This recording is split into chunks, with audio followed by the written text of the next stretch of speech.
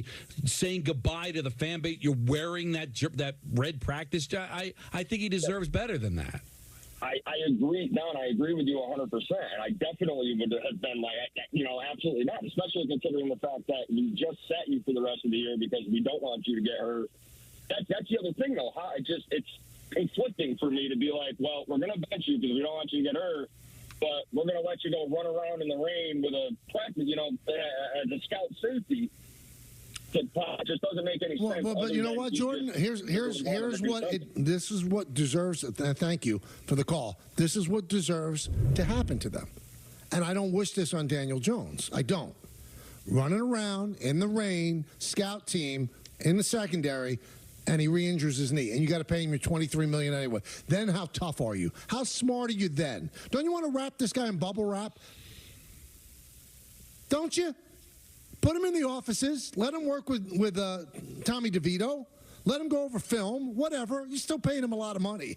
But he can get hurt in practice, and that kicks in the injury guarantee. How stupid can you be? Well, at least he's wearing the red jersey. I can't believe that they'd want to embarrass him, Michael. I just can't believe that. Then what's the purpose of doing this? But it's on the table. I mean, how could it not be? Because why would you have that happen?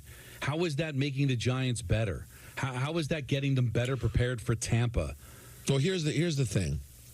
How many different things can we remember where it felt like there was some sort of desire to either embarrass or scold him?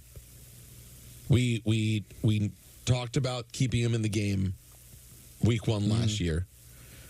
The screaming at him on the sideline. The really, over-the-top indifference at the end of a successful season. Are there any besides those 3 things that have happened that made us think no, but those they kind of don't respect him? Those are pretty big talking points, though, that you mentioned. No, they're significant. And now you add this one. So Michael, if you have 4 different times in which they've done it, doesn't a pattern eventually have some sort of meaning? Yeah, it's not a good pattern, though, right?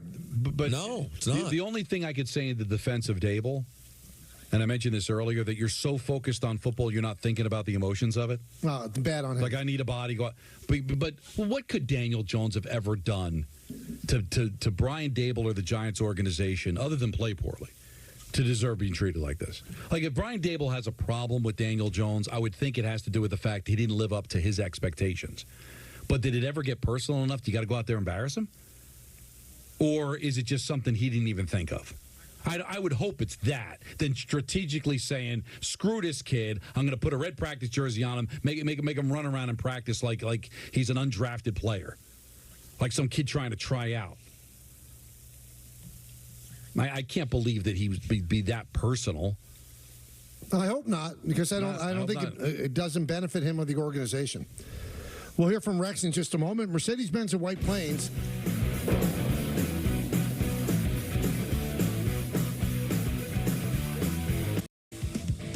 The Michael Kay Show on Yes is brought to you by FanDuel. Make every moment more. Any NBA play can inspire your next hunch. And with 3 months of NBA League Pass from FanDuel, you're about to get a whole lot more inspiration. So if you think they're going to rock the rim right out of the gates, hello, or you want to RSVP to the block party, there he is. Yes, sir. Or you think it's going to start raining threes, let's go.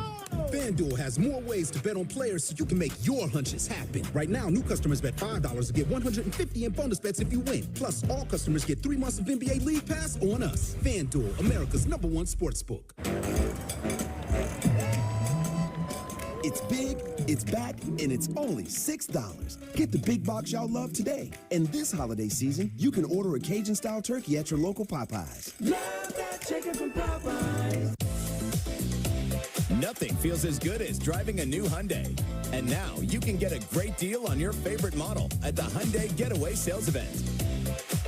Plus, every Hyundai is backed by America's best warranty.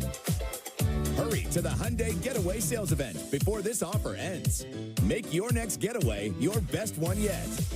Get an all-wheel drive Santa Fe for 1.99% APR for up to 72 months or lease for $269 a month. Hurry in. Stepping up to the 18th tee. Later, that's going to be. Lauren, Is your head in the game?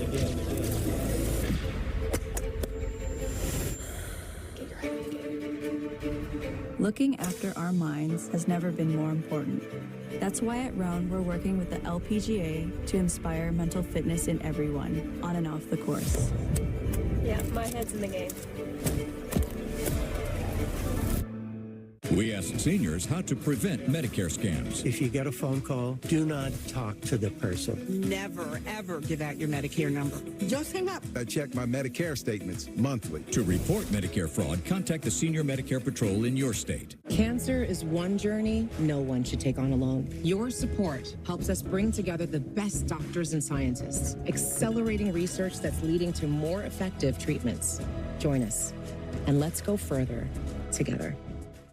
If you're an asbestos victim, pay close attention. Billions of dollars are being paid out to people like you. We should know. We're Whites in Luxembourg, the law firm that already won over $9 billion for men and women just like you. That's right, over $9 billion for mesothelioma sufferers and their families. We know you're short of money, and we know you're short of time, so we fight hard. Call Whites in Luxembourg at 917-LAWYERS. That's 917-LAWYERS. Whites in Luxembourg, winning big for the little guy. Amazon Black Friday week is here. Woo! Woo! With new deals added every day. Woo! Shop great deals all week on Amazon. Woo! I'm Naheem Hines. I support the Muscular Dystrophy Association because they help my mom and kids like Ethan. Thanks to the Muscular Dystrophy Association and people like you, I have more hope than ever before. Join us and learn more at mda.org today.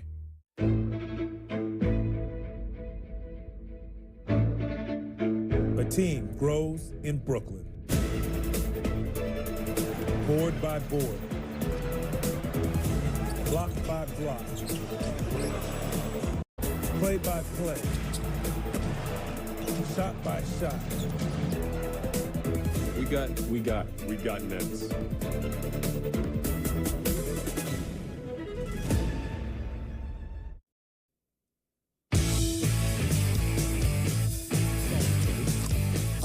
They had on Rex Ryan. And Rex was asked how he would fix the Jets. Listen. I look at it this way. Blow it up. We're going to blow the opponents up. There's way too much talent on this team to play the way we've been playing, period. And how hard can you get a guy to play? That's the thing. Like, nobody's seen a team going to play the way as hard as this team's going to play in the future. Trust me, if I'm the guy. Trust me. And that's going to be it. That's what's going to separate me from all these other guys you're going to bring in. You know, your Grudens, your whoever, whatever. Give me a break. They ain't New York Jets. I'm all about the Jets. And the great thing is, all right, yeah, second chance. You get a second chance at it and things like that. It doesn't happen very often. Yeah, well, when it does, it's usually special. And so we'll find out if I get that chance or not. If not, then, you know, hope they have one hell of a guy in place because I still want to be a fan of the Jets. I still want to be. But, you know, when I look around, I know nobody's better than me. Listen, I like Rex Ryan, and he's probably going to not like what I'm saying. It's beneath you. I mean, you're politicking for a job on the radio and on TV? Really, you think that's going to move the needle for Woody Johnson? I mean, you're practically begging for the job. You're saying you're better than Gruden, whatever the case may be. Call up Woody Johnson, make the case for it. What are you doing? This is so unusual and untoward. This is not what people do. I don't understand it. I don't understand why he would lower himself this. Also, I know this means very little because the lines are completely blurred in our business now. You work for ESPN. ESPN is we, not the Jets. The Jets aren't we. You don't get a paycheck from the Jets. It's a bit that's a bit weird. It's all a bit weird. Let's be honest, it's weird. But I don't know, because it's Rex, I find it endearing for some reason. He is somehow more charming than most would be. He's always been this way, Michael. And here's why I'll give him a break. He's not some 40-something who's got a bunch of different kicks at the can. He knows that his chances are very remote to be a head coach in the NFL again. You know, he tried to be the defensive coordinator in Dallas. Didn't happen. He's getting older now. The longer you work in this business, Michael, the opportunities start to go. Remember, Cowher will be back, and he was never back. It's, 20 years at CBS. Yeah, and the one chance he has to be a head coach again is with the Jets. Okay, but why beg Right? for it on the air? Because that's what he wants to do, Michael. But it's not the right thing, Don. But you say you're saying you're saying it works for you because it's Rex. Well, that might play against him. It's clown-like. You're begging for a job on the radio. But how does it hurt him?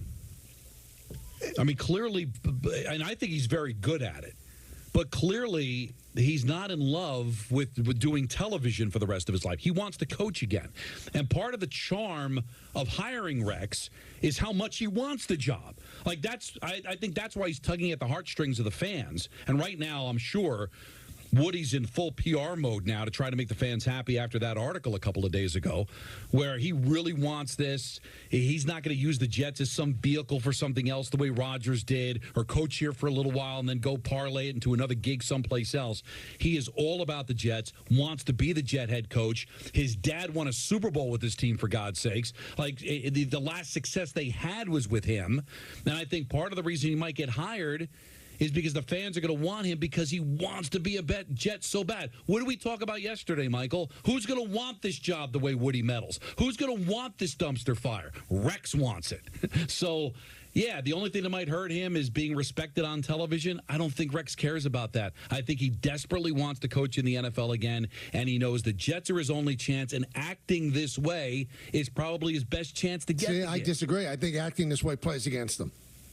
I completely disagree. Maybe with other organizations, maybe for other jobs, but for this one, I think that's exactly how you play. How do you think it makes him feel? Listen, Jeff Albrecht's not coming back. But it hasn't been announced that he's not coming back. The guy has a job right now. But we've always said this before, Michael. Interim suggests that. But I get it. But nobody said he's not coming back. So have some decorum. It's not a good look.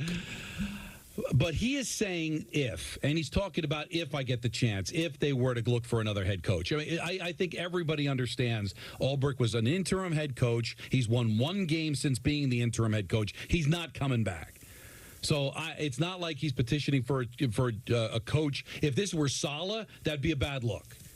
But right now, an interim head coach that we know is not coming back. He killed Saleh a couple of years ago until they met. Oh, and we jumped him for it. Because that's the one thing I'll say about Rex. Dude, all right, why do you feel like anytime somebody says a defense is great, it's challenging you?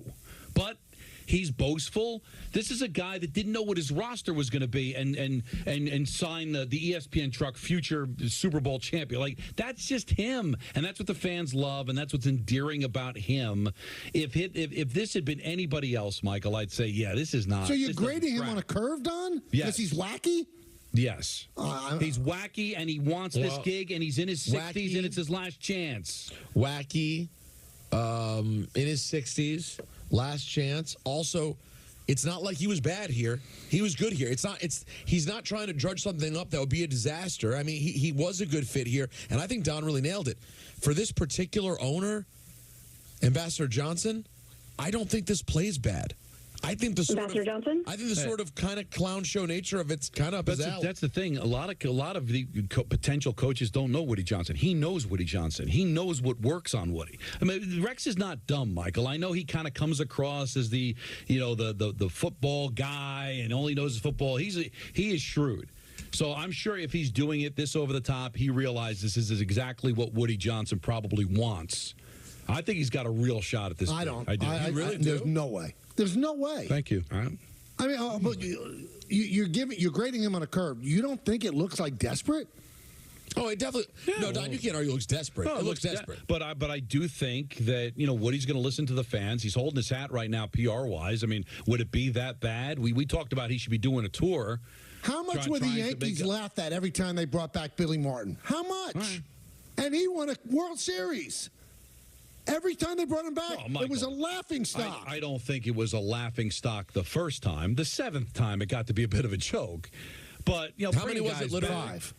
But it got to be a little cartoonish. But Art Shell went back in Oakland.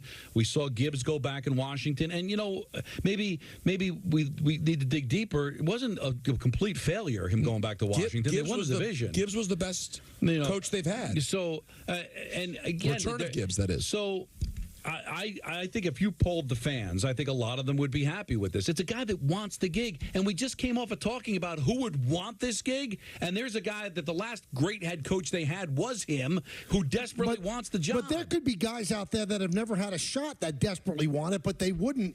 I mean, just embarrass themselves and like go on your knees on TV and radio to beg for the job. It's a bad look, man. Michael, you never in all your days, ladies' man that you were, there was never that particular lady that you said, I just got to all out beg. No. That's just the only option I have.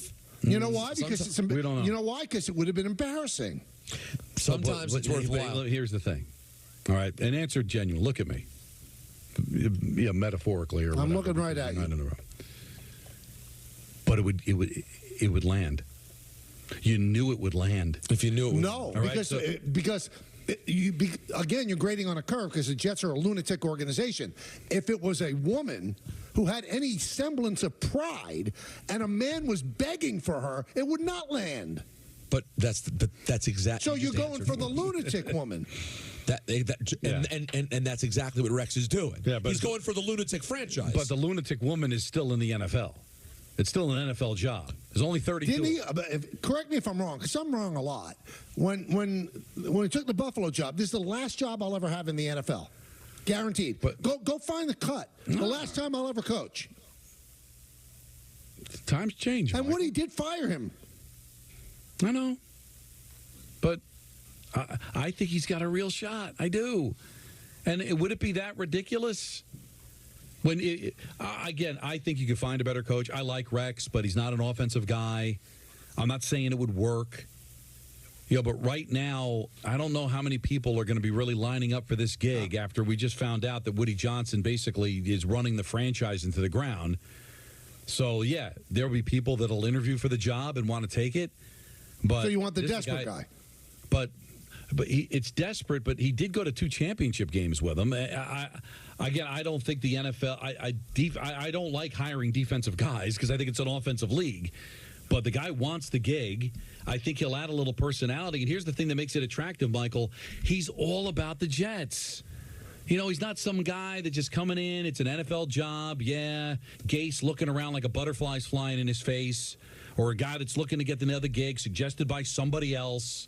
Or a quarterback coming in here just using your franchise as a vehicle to go someplace else like Brett Favre did, like Aaron Rodgers does. Transient team, not respected. Here's a guy that loves you. He's got a tattoo of one of your quarterbacks on his arm. His dad won a Super Bowl with your team. There's a lot of things that kind of trend towards a fan kind of rallying around him. And I think the fans would want it, and I think Woody would probably do it. And if it gets Rex in the door, then I think it's worth doing. It really is. He's Rex Ryan. I think people expect. But I'm sure he has Woody's cell phone. Do it privately. Rex, Woody, I want this job, man. Instead, what are you doing? But honestly, you're on your knees publicly. But you look at that as a negative, which I get because it looks like you're begging. But to the person that wants to hire, they look at that and go, well, he really wants this job. And it's not as if it was probably worse earlier in the year when he was hinting at it while Coach Saleh had the job. That was, to me, a little like, all right, Rex, let's settle down. But now everybody knows Brick is not the future of this team. We love Jeff Van Gundy. And maybe he went too far, as Don always says. He would never comment on a job. And he doesn't get a job. But guess what? He never got a job. So he took it too far. But that's Jeff. I mean, he's able to do that because he's a different type of person. And I guess he was cool with doing what he was doing for a living. And then how did that end? But I'll give you this, though. The perfect way to handle this, yesterday, Mike Tannenbaum was on our station, and he was asked straight out, would you want the show? He said, no. You don't think he would take the Jet GM job again? Well, but he has a decorum about him. Because that's Mike. I get it. That doesn't make it right because you're nutty. But all you need to be, Michael, because what you're talking about are optics. All right? It's a bad look. And it's also a bad look for other coaches. The other coaches take note. Rex doesn't care about other coaches. He cares about coaching himself, okay? He doesn't care about the optic, and he's also in character. This is him. He's being himself. You want me to win the whole thing? You want me to win the whole thing? Michael, what's the worst thing that could come from him acting this way? He looks like a fool. What's the best thing that could come from it? I don't think the best thing. I know what your answer is. You think my What is it? Is he gets the job. I don't think he's going to get the job because of this. He'll get the job because Woody wants to give him the job. This is not furthering his cause. But if in any way it outweighs that, it's the reward so outweighs the risk for Rex. Right, and Michael, do you think this is going to hurt his standing with ESPN? Yeah, this is kind of part of his gimmick. Gimmick calling we for the Jets when you work for us? But dude, they knew what they were getting in Rex. They didn't know Rex they has were. They always didn't been know they that were getting way. a coach. When have they ever had a coach that's begged for a job on the air? Ever? No, but when Gruden was on, did he ever Rex, beg? Are you shocked by this? What? Are you shocked by this? This is Rex. Rex, when he went to Buffalo, says, "Where's the neighborhood where the lake effect snow is? That's where I want to buy the house." Like he's all in, man. He can't help himself. So when you hire Rex Ryan, it was like when our company hired Rush Limbaugh, and then he said something controversial. You go, "Oh my God, what did you expect?" When you hire Rex, this is what you expect. And you think that if Rex embarrasses himself, doesn't get the job, that's going to affect his standing at ESPN? He'll still be on Get Up. He'll still do all the I don't shows. think it's good. They're not going to let him go. I agree, and they shouldn't. But, I mean, if I'm in the hierarchy of ESPN, which I'm not, I would call him in and go, okay, let's tamp this down a little bit. Let's not be begging for a job on our air. Let's tamp it down a little bit. You made your point. Now stop. I don't know, man. I mean, you think it's good? You think it's good for ESPN to be using our platforms to beg for the Jet job? Honestly, yeah. I think our company loves it, especially if he gets the gig. You don't think it makes ESPN look good if one of their former guys goes back to the Jets and is the coach? And I guarantee you, Michael, if he gets fired in 2 years, they'll probably hire him back. Well, he's good on the air. I'm not saying that. So that's the thing. I'm saying this is an awful look for him. But, Michael, you're living in Edward R. Murrow territory. That's off the board, man. I don't think anybody at ESPN right now is upset with Rex Ryan. You know what? Be yourself. That's totally secondary. What I'm saying is it makes him look bad, I think. You think it makes him look cute. I think what it's doing is giving him the best shot at the job that he wants. And I think most people, especially Jet fans, eat it up. And I think a lot of people that aren't Jet fans think it's endearing. Like, I think that there's a few people that agree with you. And I don't doubt that, but I think it's the minority of the people now, Michael. I think your point would have been, you would have nailed it 25 years ago. I think in the world that we live in now, this is kind of the way it works. I just can't knock the man.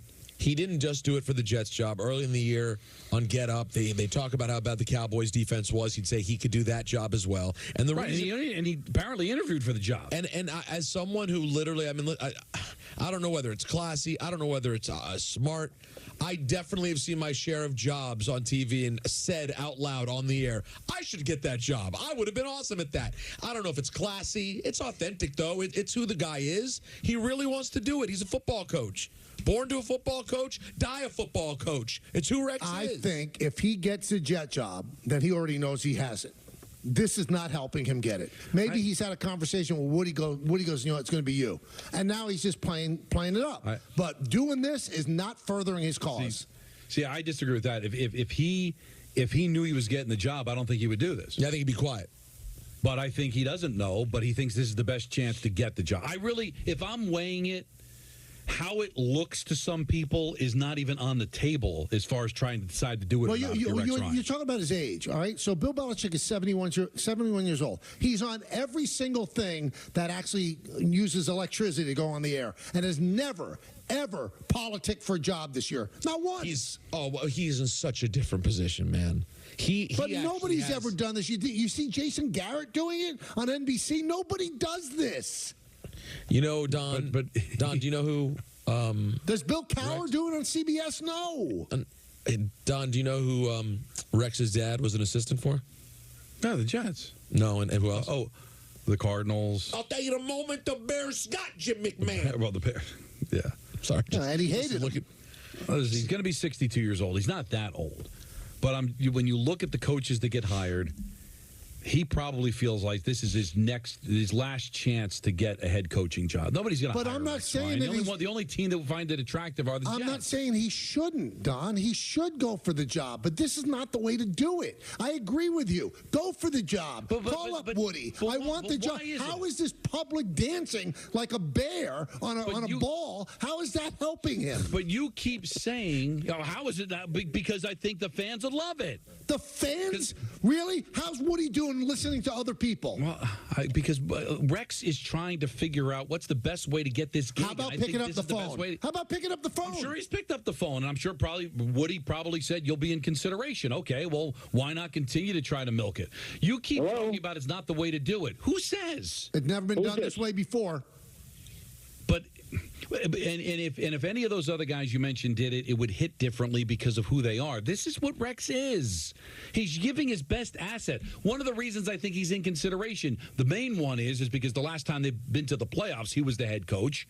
The other is he's passionate, he loves the team, and we just came off a conversation how unattractive working for Woody Johnson is going to be for the next coach. Sure, there'll be guys that'll line up because there's only 32 of these gigs, but it's not as attractive as other jobs. But to Rex Ryan, him wanting it this bad, I think is really going to win Woody and the fan base over. Well, we'll see. I guess we're not going to convince each other. I think it's an awful look. You think it's productive? We'll see. I don't think there's any chance he gets this job. Any. So if he doesn't get this job, he's embarrassing himself. He's setting himself up to be embarrassed. He begged for the job on national television and radio, and then he doesn't get it? How does that make him look? I mean, looks like the Jet head coach, which he wants to be. I said if he doesn't get the job. But even if he doesn't get it, I mean, it's sort of like a friend of mine today, my trainer Joe, was saying, he was like, "Oh, the Tyson fight, he completely tarnished his legacy." I said, with all due respect to a person who I love, I think you'd have to be out of your mind to think he didn't already tarnish his legacy. Things have already happened, right? Like, Rex is who Rex is. Mike Tyson had already bit Evander Holyfield's ear. He was never going to be considered in prison for rape. There'd already been things that have happened here. You know what I mean? Yeah, but again, I don't want to compare what Mike Tyson did to Rex. But this is who he is. And as far as you say, getting up if he doesn't get a job, he petitioned for the defensive coordinator's job with the Cowboys. Still on television. If he doesn't get this gig, he'll still continue to do, and he'll probably destroy the guy who gets the job. That's Rex. I guess there's something to be said for not having a gene that allows you to be embarrassed. But there's something to be said. I think you're exaggerating him getting embarrassed. Why would he feel embarrassed? He begged for the job and didn't get it. So what? But at least he showed that he really wanted it. Again, but he could have done that in a private phone call with the owner of the team. But so he's trying to politic on TV for it? Why? But here's the question. Is anyone else offended by this but you? I think people around football think it's really, really untoward. It really is bad. I don't know. I mean, maybe. I don't know. But he's not trying to get a job with other people in the NFL. He's trying to get a job with the Jets. I'm telling you, it's worth it, Michael, for him. What's the worst that can happen? He doesn't get it? And Michael said he gets embarrassed. But I don't think he can be embarrassed. Maybe you're right. He can't be embarrassed. And if he came on the air and you'll at Rex, are you embarrassed you didn't get a job? He's like, no, I wanted a job. I tried hard to get the job. I think they made a mistake not hiring me. Let's move on. I don't even think it's a gene of not being embarrassed. It's weighing your options and saying, is it worth being embarrassed to get my dream job back? And the answer is yes. But before we break to go to ENN, in your vast memory of sports, in every line in every movie that's ever been written, do you ever recall a coach or a manager doing this? Ever? No. Not that I can remember. Oh, there you go. But you know what? I can't really compare many coaches to Rex Ryan. That's true. He's a one-of-a-kind, man. He really, for better or worse, I'm not even completely on board with his antics. I wasn't when he was the Jet coach. We questioned it. But it's on brand for him. So he's a unique cat. So it's kind of hard to compare him to other people because he's not other people. He's Rex Ryan. Well, maybe the offseason, but every season is Bigelow T season.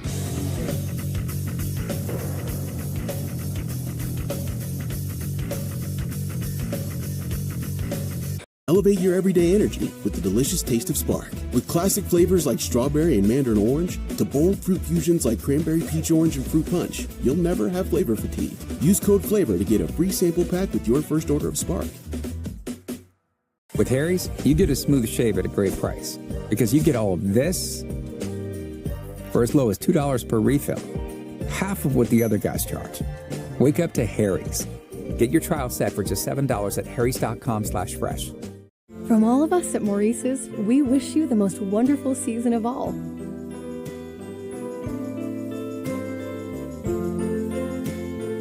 Weekly style drops and amazing gifts in stores and at maurices.com. With Udemy, there's a world of possibility at your fingertips. With one click, you're in the leading online marketplace for learning and skills. Want to become an AI expert? This is learning from real-world experts around the globe. Want to awaken your artistic side? This is learning your way. Want to switch professions? Help your team reskill? This is Udemy, the power of possibilities. Want to keep your hairline where it is? Through Hims.com, you can explore a range of options that work best for you, so you can grow visibly thicker and fuller hair in just 3 to 6 months. Keep it looking strong for years to come with doctor-trusted ingredients like finasteride, minoxidil, and a blend of supplements that support healthy hair. 3 in 4 Hims customers say they wish they started using hair treatment earlier. Get ahead now to keep the hair you love. Get started today at Hims.com. When we started Warby Parker, we just sold glasses, and only online. But people liked them a lot. So we offered more things, like sunglasses and contacts.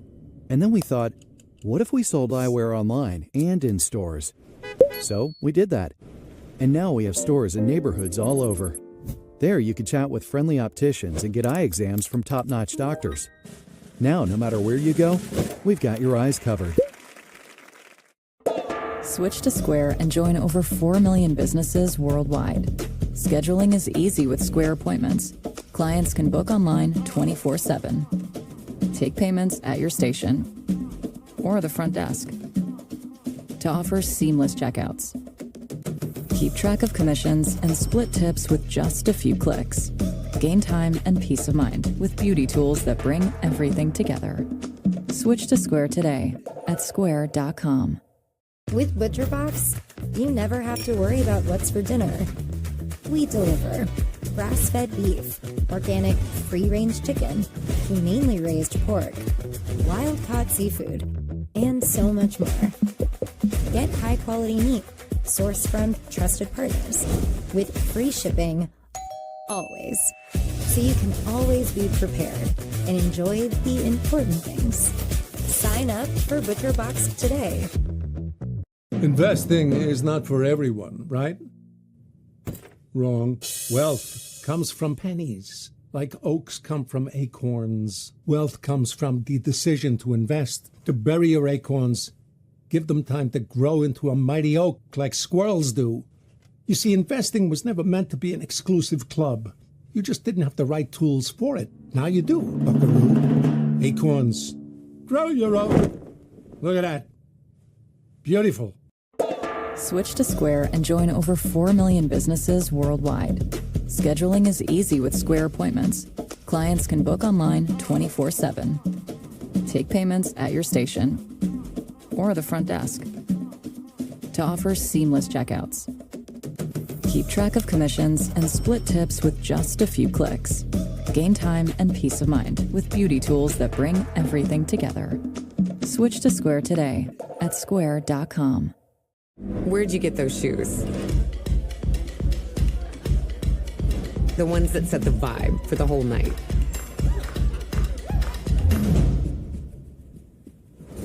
That make the exact right first impression. And have a way of thriving in any condition.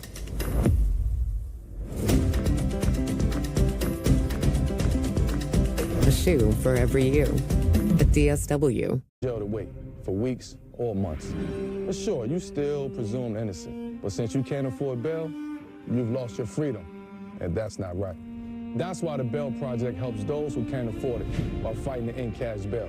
Because freedom should be free.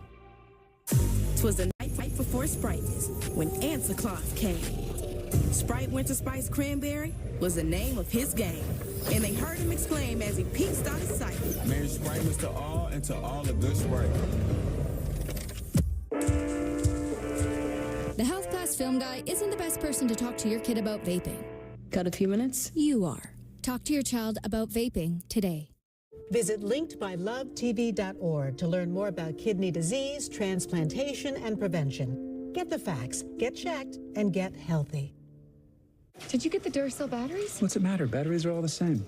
Incorrect. Only Duracell is built different, with Power Boost ingredients inside. Power Boost ingredients are a unique blend of nickel and lithium. No other batteries have them. Power Boost.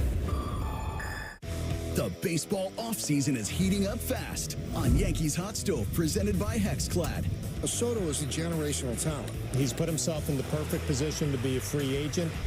We'll see how that dance goes. It is going to dominate the offseason. We're grinding through it, and when everybody's on the clock. Find out what's cooking in the Bronx. News, rumors, hearsay. We're turning up the heat on the Yankees Hot Stove season premiere, Monday, December 2nd at 6:30. Presented by Hexclad.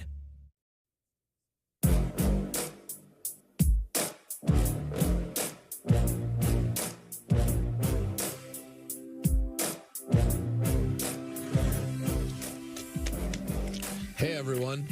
Welcome to ENN. Ray-Ro. On Tiwi. I'd like to start off today by saying good evening to Michael. I love when heavy people live a long time.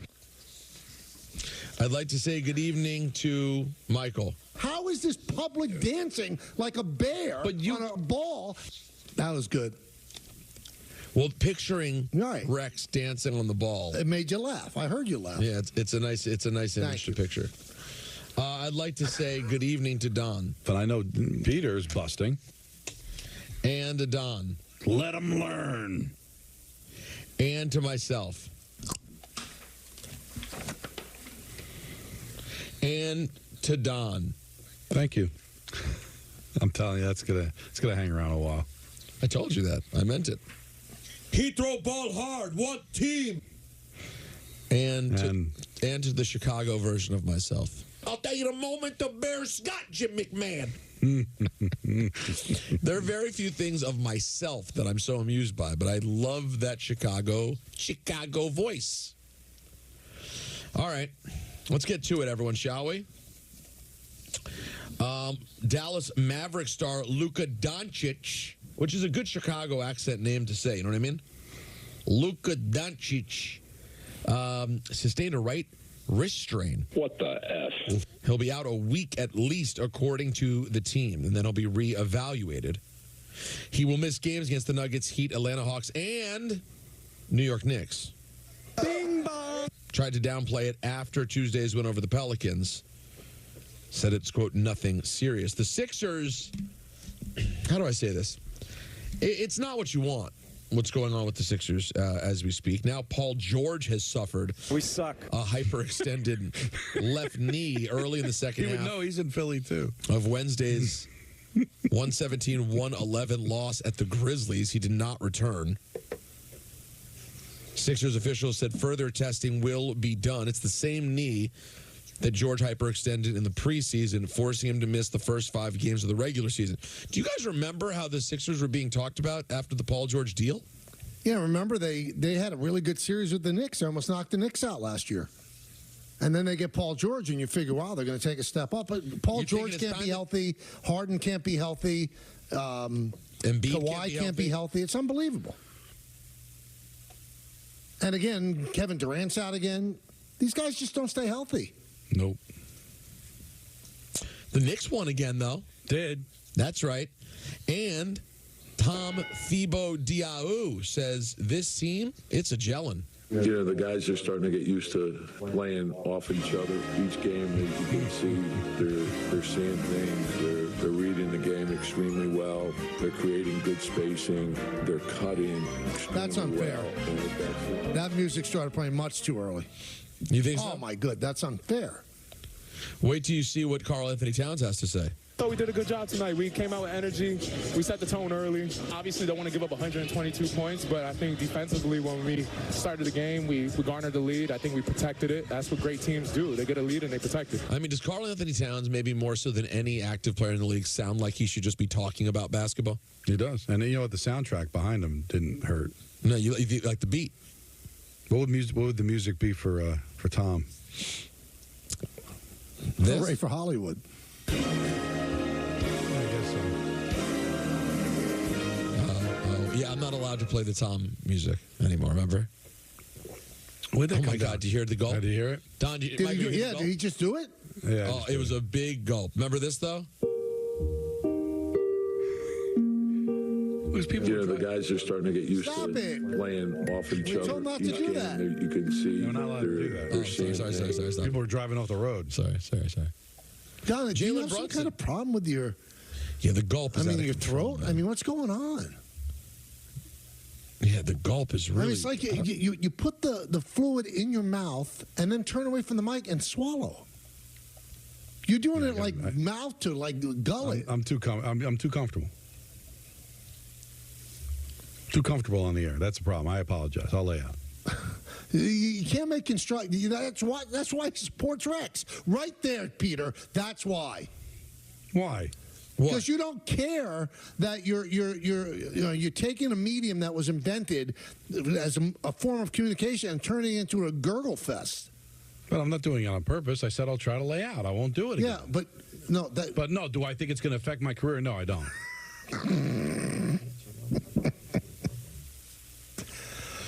All right. Well, let's move forward, guys. Do you think we can? It's going to be hard, but I want to. The NBA's new 4-team tournament-style format for the 2025 All-Star Game is expected to have 2 semifinal games. Okay. Played up to 40 points, with the winners advancing to the final matchup up to 25 points. So, can I just say something?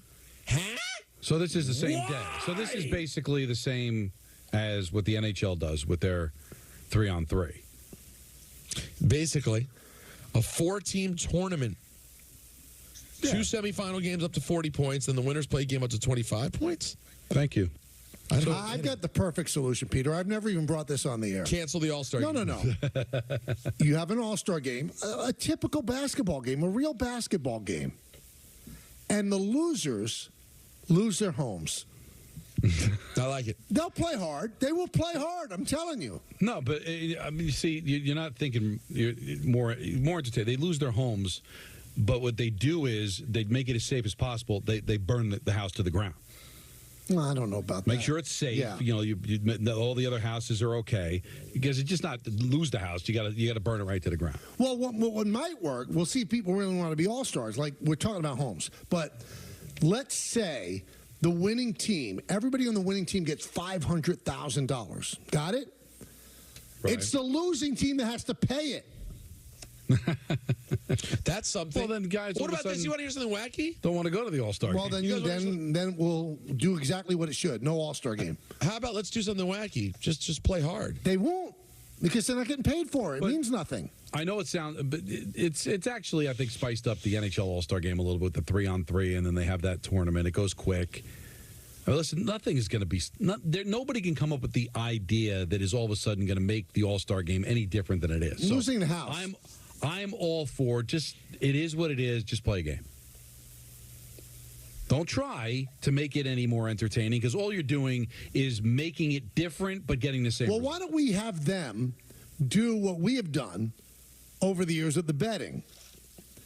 Every guy on the losing team, the other team gets to throw tennis balls at their bare back as hard as possible. Don's getting aroused. And I think we're going to do like a Don version, like whoever loses the game has to be publicly killed. Or they all have to get dressed up in clown suits. Clown show.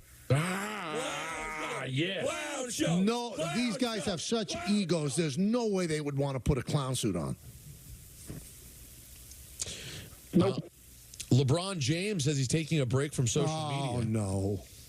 That's right. He posted on social media to announce that he's stepping away from social media. LeBron has 159 million followers on Instagram. That's a little more than you, right, Pete? It's a bit. 52.9 million on X. Holy crap. James started the farewell by reposting something that Rich Kleiman, Kevin Durant's manager and friend of the show, posted to X on October 24th. We can all acknowledge that sports is the last part of society that universally brings people together. So why can't the coverage do the same? The coverage? He wrote, it's only clickbait when you say it. When the platform is so big, you can make the change and allow us all an escape from real-life negativity. I, for one, find it all a waste of breath. I don't know what he's saying. What is Rich saying? James posted a screen grab of it and said, amen. Amen to what? And then below it wrote, damn shame what it's come to. I love all these people, these players, these celebrities. We saw this during the election, too, before and after, where they use Twitter to talk about how bad Twitter is and how they're not going to do it anymore. But they're still using the social media. Just go away. Also, don't you think that maybe Rich should talk to his own client? Yeah, exactly. But, Michael, why don't you just go away? Instead of grandstanding, like it's all these people that say, if such and such wins an election, I'm going to leave the country. Just leave the country. Don't announce it. Leave. And if you're important enough, we'll know. Right. It's not performative. Go leave if you don't. Don't make it a big thing. Right. Because here's the problem: is that probably you're not important enough. You'd leave the country and nobody'd know. But you don't leave anyway. And LeBron makes the big announcement on social media that he's not going to use it anymore. He'll be back. I guarantee it.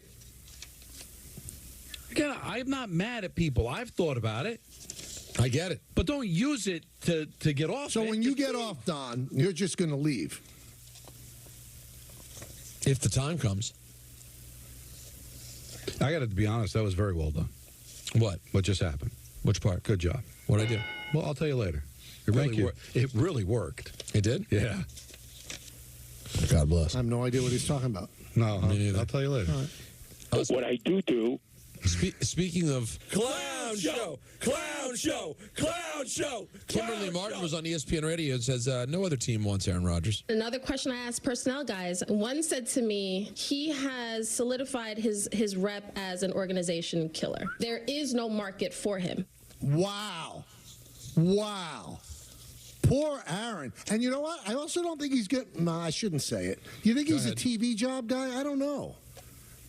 It was good, but Jeopardy was on TV. No. I mean, you think he's going to be on like pre and post game shows? Nah. I don't see it. Yeah, why not? Because he's a slow talker. He's a slow talker. I love Bobby. I love football. But you see what he does once a week on McAfee. He'll probably just keep doing that, though. Or other things. Like, I'm not saying that he'll get a job at Fox, but you don't think that he might do a weekly somewhere, pop on here or there? Oh, I'm sure. Well, but the stature of player that he is, he should be on the level of Peyton Manning, where they're begging him to do a game. Begging him. I don't think he's going to be back. I think he's really hurt himself. Yeah, it hasn't been a great run for Aaron Rodgers. That will do it for ENN on this Thursday evening. Thank you guys so much. I really wanted more. Brought to you by Security Dodge. Shop 24/7 at securitydodge.com during their Black Friday sales event. Thank you. Nice. No, thank you. Really so good. Much. Really good. Hey, it's Michael K. My friends at PC.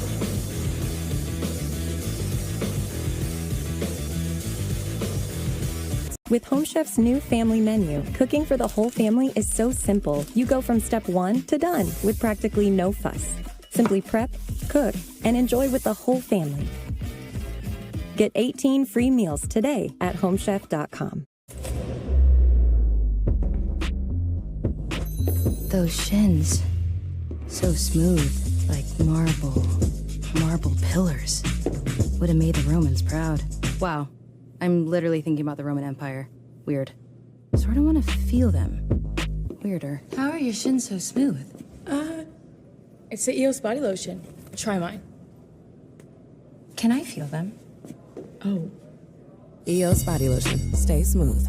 Custom Ink helps us celebrate and drive our students' achievements with custom gear. They love Custom Ink's different styles and designs.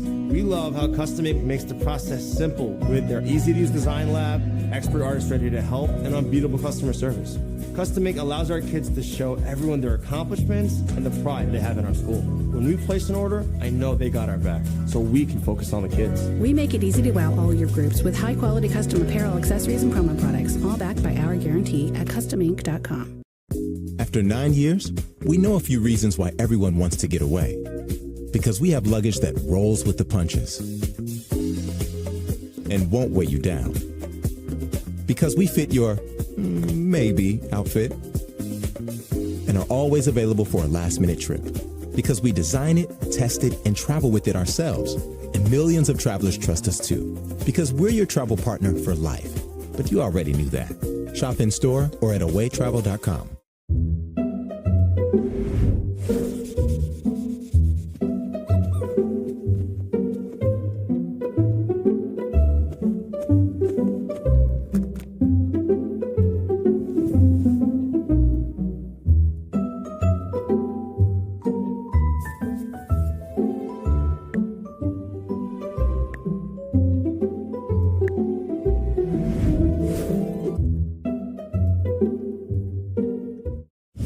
It all starts with fit.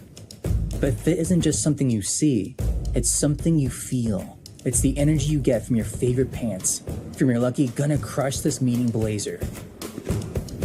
A fit that feels so good, it unlocks an unspoken swagger. A killer confidence that announces your presence when you enter a room. We aren't saying a pair of pants is going to change the world, just that you're gonna look damn good while you're doing it.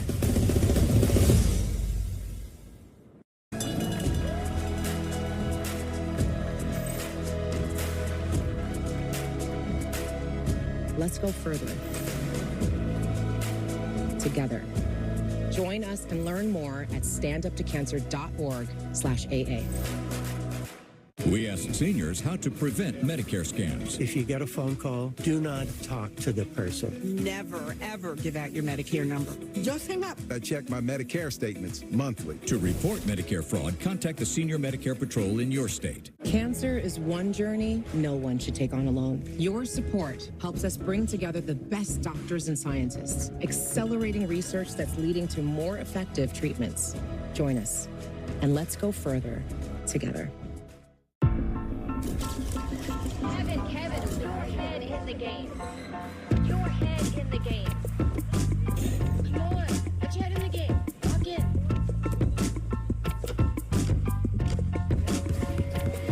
Get your head in the game. Looking after our minds has never been more important. That's why at Rome, we're working with the NBA to inspire mental fitness in everyone, on and off the court.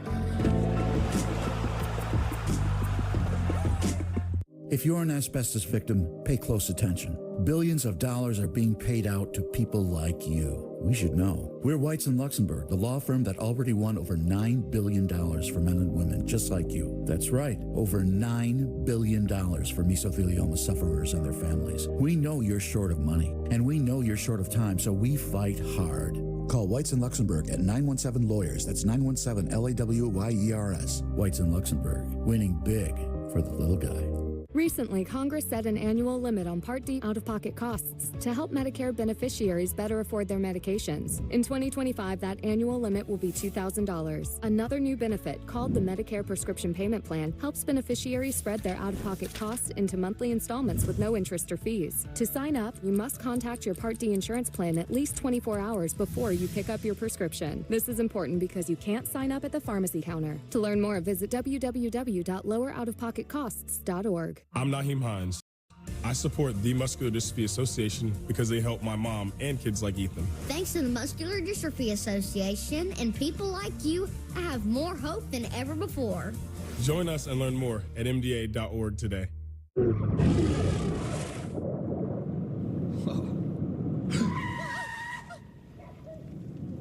Eyes forward. Don't drive distracted. The baseball offseason is heating up fast on Yankees Hot Stove, presented by Hexclad. Soto is a generational talent. He's put himself in the perfect position to be a free agent. We'll see how that dance goes. It is going to dominate the offseason. We're grinding through it, and when everybody's on the clock. Find out what's cooking in the Bronx. News, rumors, hearsay. We're turning up the heat on the Yankees Hot Stove season premiere, Monday, December 2nd at 6:30. Presented by Hexclad. Ice picks, ice picks, ice picks, ice picks.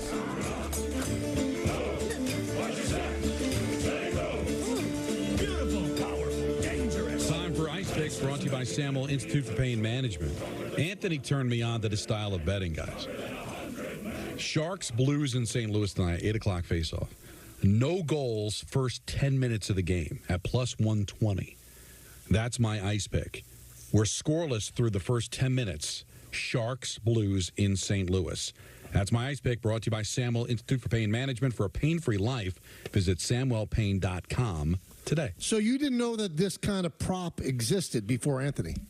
Well, I figured it did, but Anthony's been doing it, and he's doing well. And, yeah, I like the cut of his jib. Anthony, are you making more money betting than you are, salary-wise here? I can't disclose that financial information. That doesn't necessarily mean he's doing well betting. You said he's doing well. Yeah, on that particular genre of no goals first 10 minutes, I don't know what else he's doing. He might have a problem, Michael. I don't know. Well, both of our producers seem like they do. Yeah, there you go. The two Anthonys. I was led to believe that the other Anthony has fought through it and is better. I'm happy. Came out the other side. I am happy for him. I heard Greek came out the other side. But he does know everything about odds and permutations and stuff like that. Cleaning yourself up doesn't mean that all the education that you accumulated over those years didn't stick. No, but he's also very aware of lines now. I know he's just doing his job. I worry for him sometimes. He's got kids, the whole deal. I think that's one of the reasons that he fought through his addiction for the family. You think that's it? Yes. I think if he was single, he'd be continuing to be a degenerate. Congratulations to Tarek Skubal and Chris Sale for winning the Cy Young Awards in their respective leagues. Boy, what an awful trade by the Red Sox. They got a guy who never played for them. They paid most of Chris Sale's salary. He couldn't do anything for them after he helped them win a World Series, and they signed him to that long-term deal. Never stayed healthy, and he was great for the Braves. I mean, just an unbelievably bad deal. Congratulations to him. And tonight, they choose the MVP, and let's just break all of the tension. It's going to be Judge, it's going to be Ohtani, and that's all there is to it. That's it. You're so done. Congratulations to them. Have they announced the comeback player of the year already? Have they? No, I don't think they have. Well, you've got to figure that's Chris Sale in the American League, no? National League. National League, excuse me. American League in Boston, and then charging him 6-5 to an 18-3 record. I would think that there's a good chance of that, yeah. Now, the manager there we'd mentioned was Pat Murphy of the Brewers and Stephen Vogt of the Guardians. I thought they were two good choices. Now, you could have made the case for Mendoza, but Murphy did win the Central.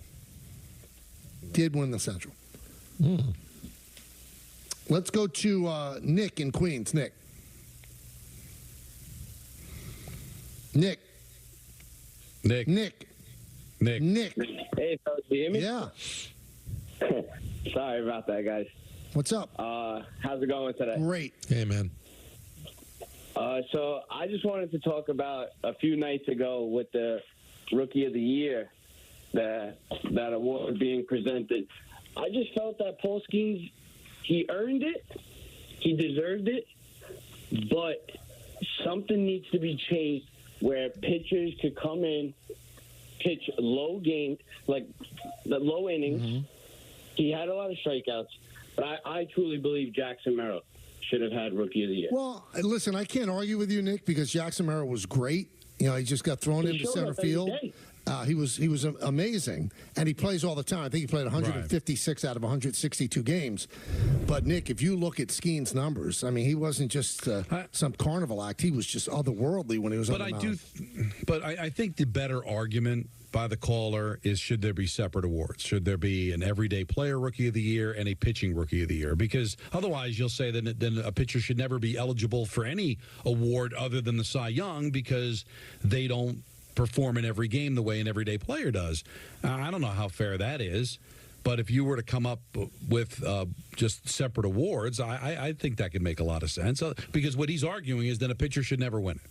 Well, I think also Skeens didn't come up at the beginning of the year, so he's probably saying he didn't pitch as many games and wasn't there the full year. That's an argument I don't mind. I guess. But he pitched enough to be great. Let's go to Adam in Manalapan. What's up, Adam? Michael, please, Michael. I'm Rex. Think of me. I'm Rex. Michael, you can't do this other job. Michael, you can't. His father loves football, ingrained in him and Rex. Right. Why is it mischievous Michael that has to say I'm miserable and I'm sorry I can't give Rex another chance? No. Wait a minute, Adam. I'm not. Wait a second. I'm not. I'm not saying that he can't get another chance. I'm saying he's begging for the job publicly. That's the only thing I have a problem with. He can get another chance. I don't care. So what? So it doesn't matter. It doesn't matter to Don either. I'm on the different side of you. Yeah, Michael's saying he doesn't. Michael, the guy bleeds green. I don't care.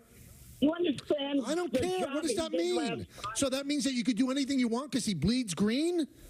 He could drive a truck through the front of the jet facility to get the job? Can't do it. I didn't. Why, Yankee boy? Oh, no. Now it's on. Adam, Now no, I won't even react to it because we're dealing with somebody who's a little bit off. So I'm just telling you this, Adam. He's allowed to get the job. And he's allowed to beg if he feels comfortable begging publicly. It's exactly what he's doing. It's the only problem I have. Not that he, if they announce tomorrow that Rex got the job, I wouldn't rip them for that. He did a good job with them. I don't think it'd be a wise move to hire a defensive coach again. That's been their issue. But I wouldn't have a big issue with it.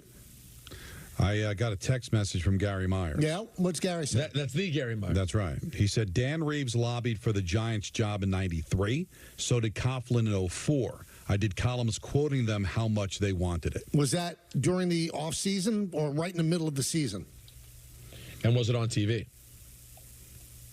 But he's saying that they lobbied for it. I mean, Dan Reeves and Tom Coughlin didn't have television gigs. But my point is, did they do it in the middle of a season? I don't think that Tom Coughlin was doing it while somebody had a job. So, well, yeah, because Fossil was fired at the end of the season, so they probably didn't do it. Yeah, I have no problem if he did it. Again, you know what? I take it back. I probably would have a problem with you politicking publicly when all you have to do is pick up the phone. I think it's just untoward. Listen, maybe I'm outdated. Maybe Yankee Boy, as Adam said, is outdated. I don't know. I could be wrong.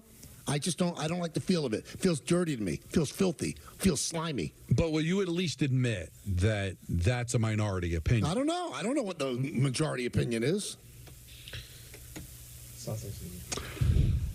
But just judging by social media and the phone calls, I think the fans dig this. Well, no, I see a lot of people on social media that think I'm right.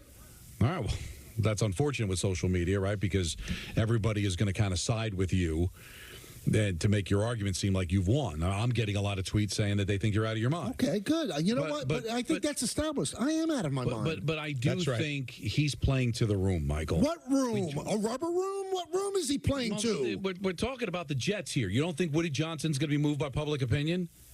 And somebody also sent me on social media, 14, I guess it was 10 years ago, that Rex was interviewed saying that Woody Johnson's like his best friend. They talk every day. I saw that.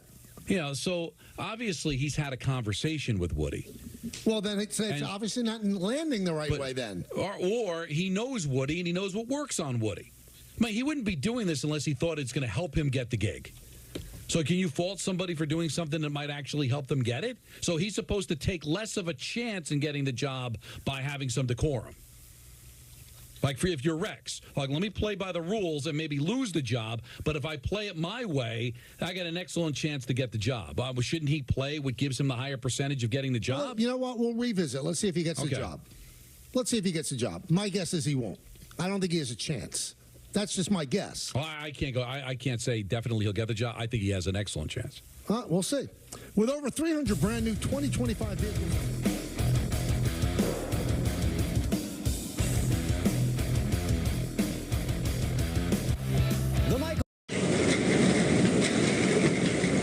These cuts have likely been sitting out all day long. 2, you have no idea when they were packaged or where they came from. That's why we choose to get our protein from ButcherBox instead. This is high quality meat you can trust and enjoy. It's packed and conveniently sent straight to your door, so you don't even have to think about your next grocery trip. Stock up your freezer and whip up a quality meal every night by checking out ButcherBox.com.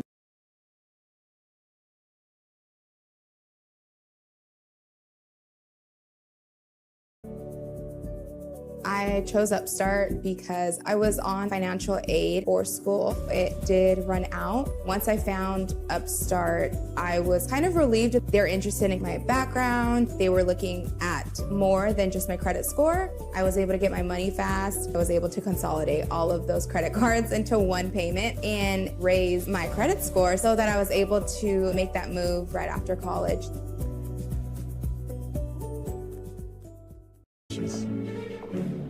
My 2 cents. This one's priced to sell. My 2 cents? My 2 cents? My 2 cents? My 2 cents? My 2 cents? Here's my 2 cents on planning for the future. Interest plus interest equals more interest. Come on, now. You can get that. Hi, Joan. Perfect timing. I have a few questions. Of course. Let's look at your plan.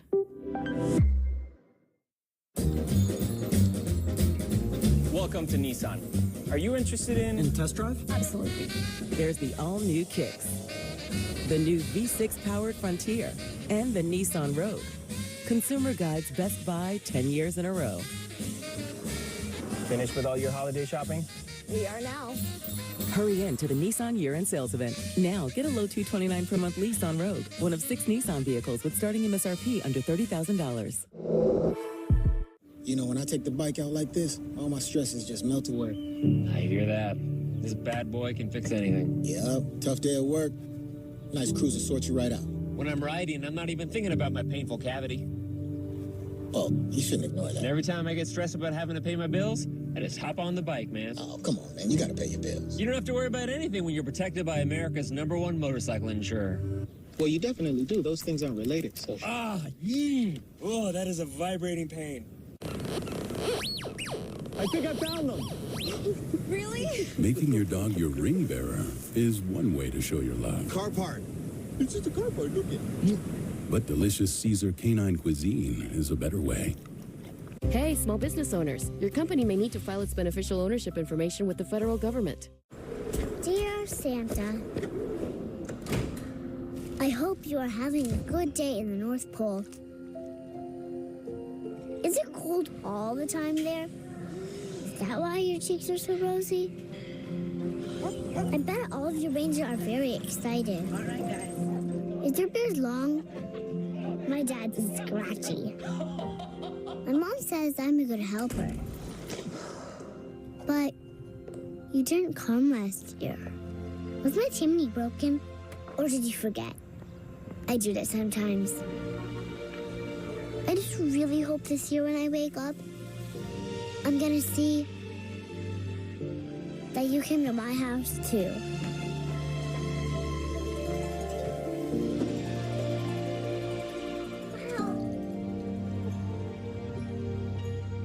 Donate to Toys for Tots and help the Marines deliver hope to a child in need. Well, our New York football teams are certainly not distinguishing themselves, covering themselves in glory. The 6-year starting quarterback of the New York Giants has lost his job. And you know what? He lost it because he didn't play well. Nobody is arguing that at all. But today, the Giants practice, he has on a red jersey, which is what you do to the quarterback that's not the starting quarterback. So that's not the worst thing. But then he's playing defense on the scout team. I mean, you can't embarrass a guy more than that, I would think. And then on the Jets side, everything came out about Woody Johnson yesterday in that athletic story. People are piling on. I understand that. We did yesterday. We're not going to continue to do it. But today, Rex Ryan on the show that precedes ours, Bart and Hahn, pretty much was politicking for the job. And, you know, you can't have a worse situation than the two football teams here in New York. And you do wonder if you sat back and you're totally honest with yourself. I don't know if you could actually answer yourself. What's the worst situation? I mean, I know that we say the Jets have more talent, but do they really? Maybe we've overthought their talent, because you can't stink this bad defensively if you have all this talent. And for the Giants, I mean, Tommy DeVito is your quarterback. What are you going to do? You know, most Giant fans are rooting for them to lose. Don said he's rooting for them to win. I mean, I don't know. This is as bad as it gets.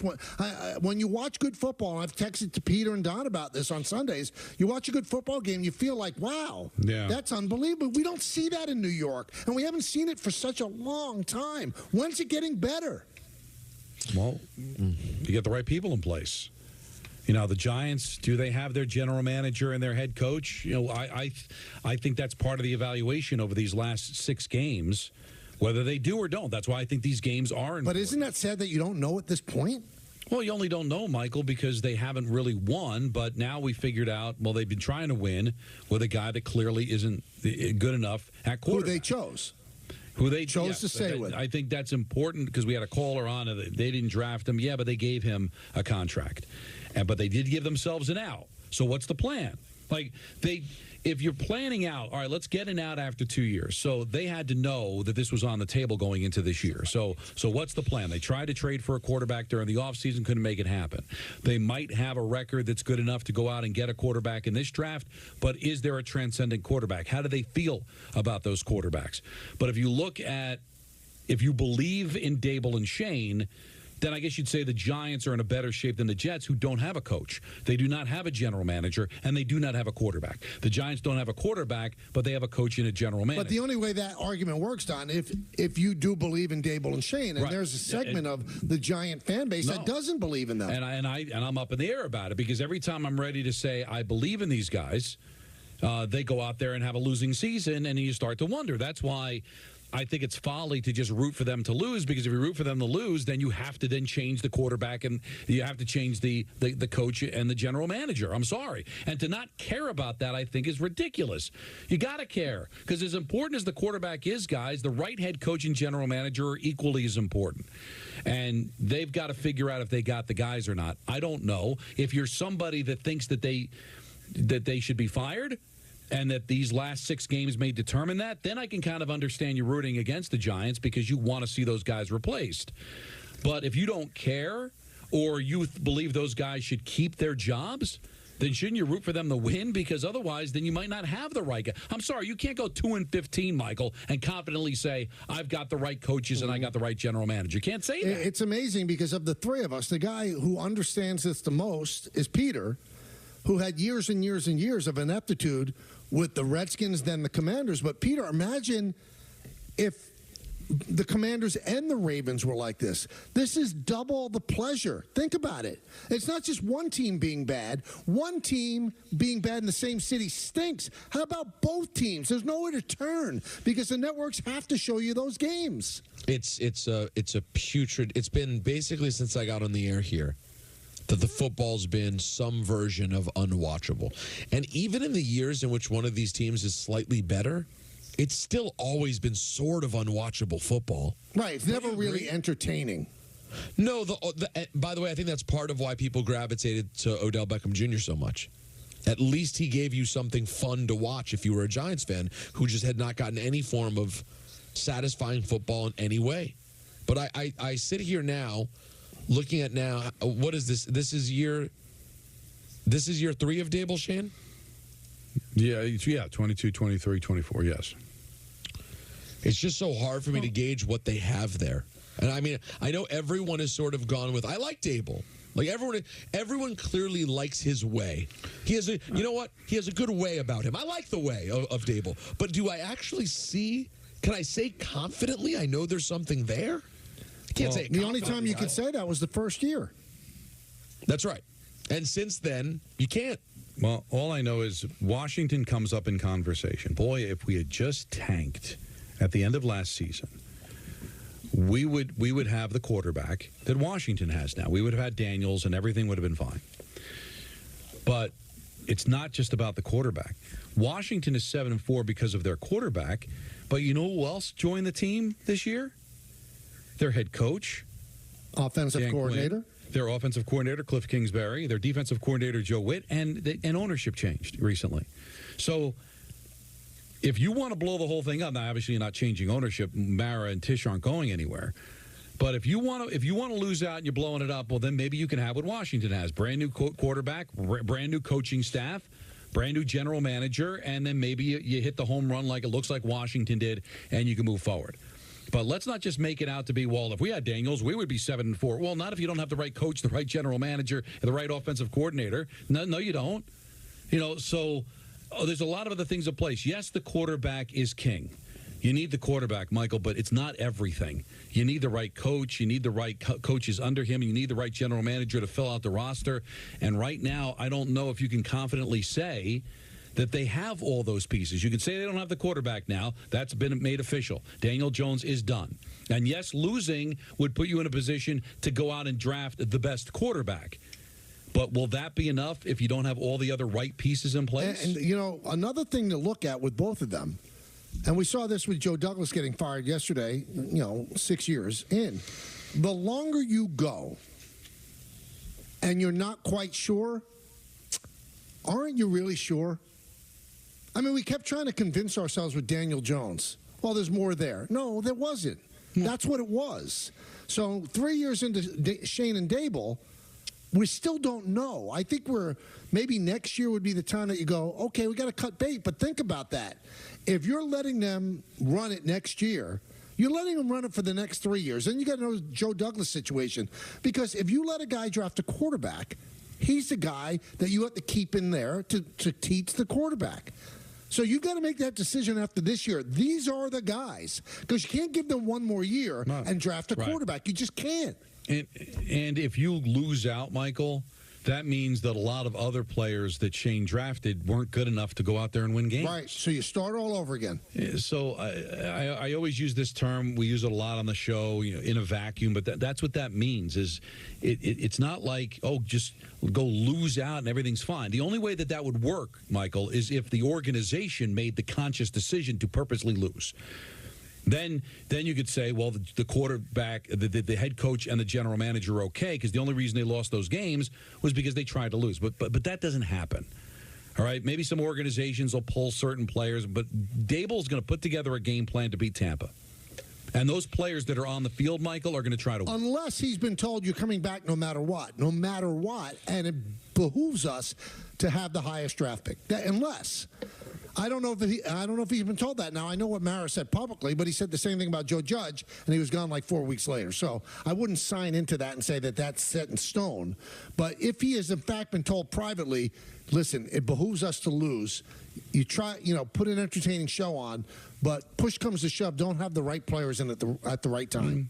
But people are going to notice that, including the players they're getting pulled from the lineup. So is Dexter Lawrence going to be on board with getting pulled out of the fourth quarter of a game to lose? Maybe, because he's under contract and maybe he sees it. But, there's a lot of guys that are still going to go out there and try. That's why I just think I just need to know why losing is such a great thing when we still don't know, Michael, if any of these quarterbacks are going to be the answer.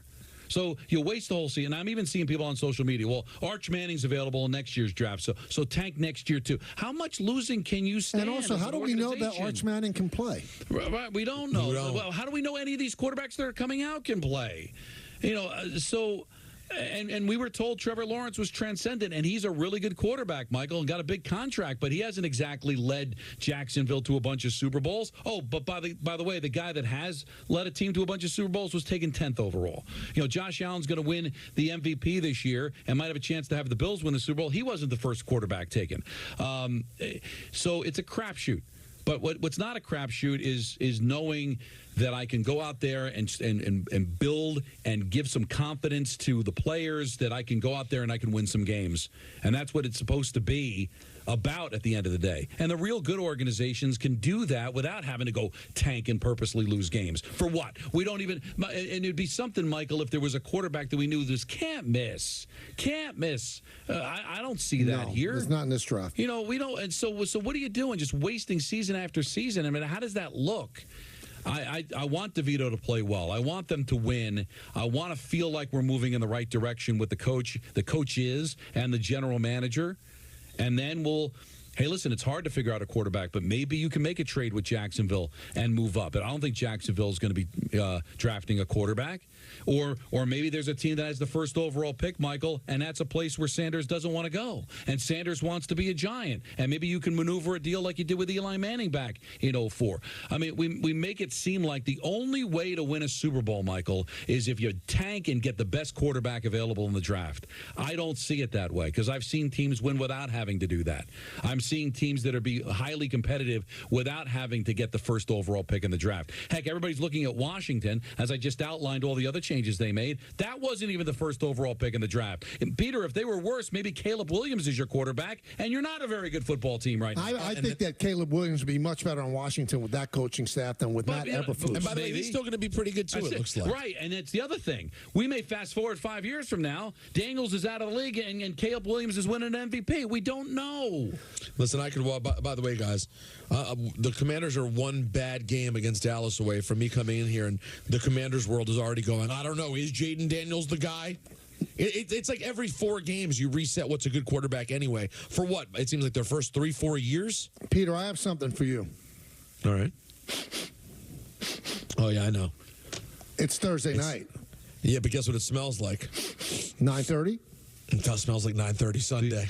I take this for what it's worth. And I didn't even hear him say it. Somebody told me he said it. I guess Ben Roethlisberger's got a podcast.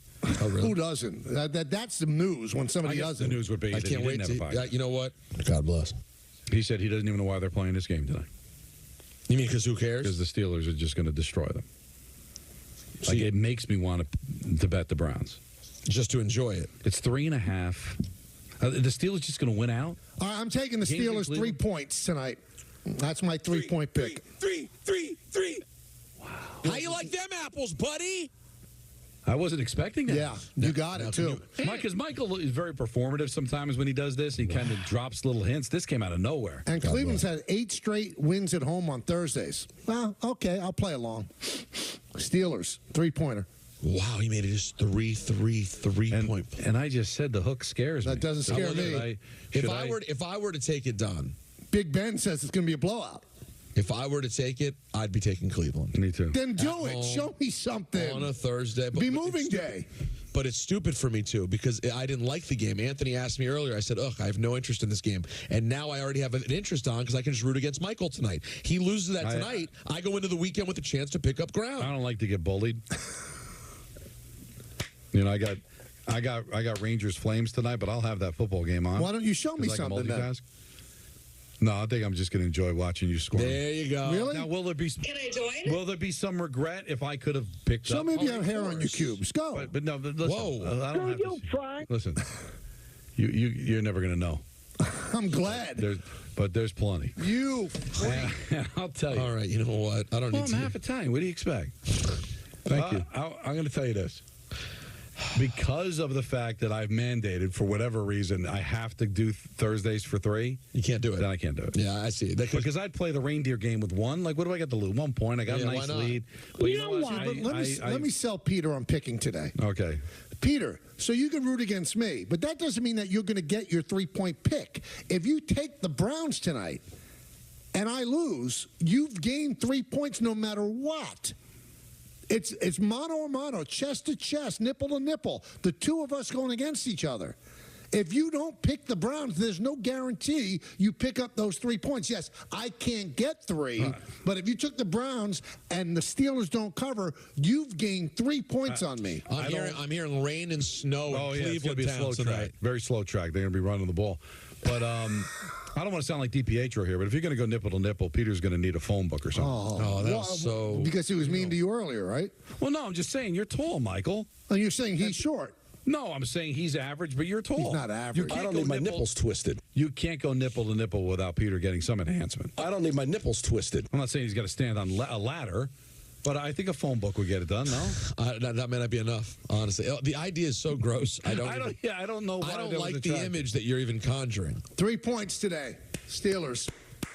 3. And I got to tell you something, Peter. I'm going to consider it. Nothing is a better feeling than nailing the 3-pointer on Thursday. Nothing. I didn't even sweat last weekend, despite losing those 2 games. And we went up against each other last week. That's right, and you lost. And he just went in, Don. It was so haphazard what he just did, right? He didn't really think about it. What, this pick? I've been thinking about it all day. Yeah. You want to hurt Michael right now? Mm-hmm. We should all just go Steelers 3 as well and just unplug the whole thing for him. Do it. It's fine with me. It's another game off the schedule. Yeah, he's just trying to run the clock. Yeah, I get 4 corners like Dean Smith, like you wouldn't believe. He feels as confident of this pick as he did the Knicks beating the Heat a couple of years ago. And I lost that. And you're going to lose this one because I'm digging Cleveland. Then why don't you dig them for 3 points, you fraud? I will not be bullied. Call me what you want. That's not true. You're not baiting me. I'm a little tempted. The idea of like it would be great to grab that game. So good. So good. The weather's going to be bad. Terrible. Let me ask. You know what I'm going to do? I'm going to do one of my cheat codes. Yeah, Siri. No, he's going to ask his Packer friend. Ballard? Why would Ballard help? No, I'm texting the Miz. The Miz? Yeah. Oh, that's right, because he's a Browns guy. No, if he feels good about them, I think I'd go Cleveland. Because I like fans when they feel good about their team. When they feel bad about their team, you can't trust it. Can't trust it. Well, Dave Rothenberg feels bad about. I the got Giants. another friend. My friend Nate. My friend Nate is one of the. I think he's the sideline guy for the radio broadcast. You think he's got some inside dope? Thoughts on the Browns to cover? Well, don't. If he says there's no chance, don't say that. He'll lose his job. I won't repeat his answer. He just blew up his spot. All of a sudden, you're like, Browns! Yeah. Hold on. By the way, I didn't say give me inside dirt. I said, what are your thoughts on But that's exactly what you're looking for is inside dirt. Hold on.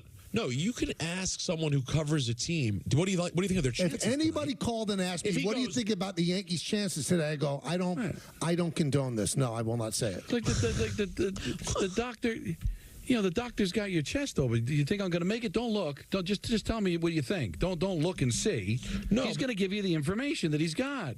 And now, if you don't make the pick, people are going to think that he's going. Exactly. You've now exposed this guy. Job. You know what? You shouldn't pick this game now. If you hit send, you're getting him fired.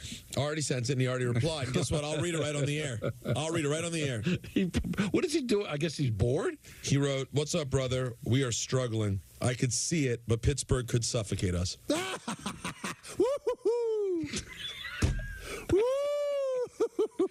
That's how to get. Yeah. Oh, my God. Can I do it for more than 3 points, Don? Can I do it for more than 3? You want to do all 6? Oh, I would love to, but it flies in the face of the rules. Switches, right? I'm a rules guy. I can't do it. Browns have covered 4 straight on short rest, 7-2 under Stefanski. You're going to talk yourself into this, aren't you, Peter? Well, Pittsburgh's been so hot. Yeah. At one point, they got to cool down. And Jameis Winston's just the guy to do it. Isn't it? But you know what, though? It's a divisional game. These games are always close. You know what? Here's the thing about Jameis Winston or Jameson Winston. Jameis Winston is one of those guys, it's almost like he's such a clown, he doesn't even know what's supposed to happen. He doesn't care about your rules. He doesn't care that he's a 3.5-point dog. He shows up, and you know what he does, Don? Balls out. Starts eating the L's. You know what he does? Now, Carmine DeSantis, who's a loyal listener, very loyal, and Steeler fan, and Let him learn. He's been money on the Steelers all year. He says Mike's got this. That's right, Carmine, or Carmen. I thought it's Carmen. It is Carmen. Well, I always thought men are Carmine, women are. No, Carmen. Carmen could be a man. Is that true? Yeah. I always thought Carmen DeSantis was a woman. You thought Carmen DeSantis was a woman? Oh, maybe. Yeah, on the account on Twitter. I read it as a woman. No, he's got he might be a picture of somebody else. He's got one of those photos in the mirror. So you see the camera. Men are Carmine, women are Carmen. Well, that's listen, those are the guy who used to be the president of the 49ers was Carmen Policy. So take that and smoke it. No, nobody ever said Carmine Policy. They're giving me 3 points today. Here, take the 3, Michael. 3. And you guys are ignoring the opportunity. Dunces. Confederate of dunces. You think they're giving you 3 Giving me 3. But yet you're also trying to convince me to bet the other side. I want you to lose the 3. Wow. All right, my friend Carmine just texted me. All right. Tell K 100% he's wrong. Carmine is a man. Carmen is a woman. Carmen Policy. Tell him to look it up. Who's this friend that's butting in? My friend Carmine Ferrero. Oh, tell Carmine. Is this the guy with the cookies? No, that's Carlos. Carmine Ferrero, I went to school with him. He's wrong. He lived a block away from me. So he can Love say... He's a big Steeler fan, too. I should ask him how he feels about the team. Where's Danny? Yeah, well, the lines are jammed, so Danny can't get through. I love this day. I love the description of Richard's phone call right now that's on hold. He's been on hold since 3 o'clock. And do you see what the description is? Yeah. Some convoluted Cy Young thing. We'll get to him, but first we get to Don, who has to talk about Mazda.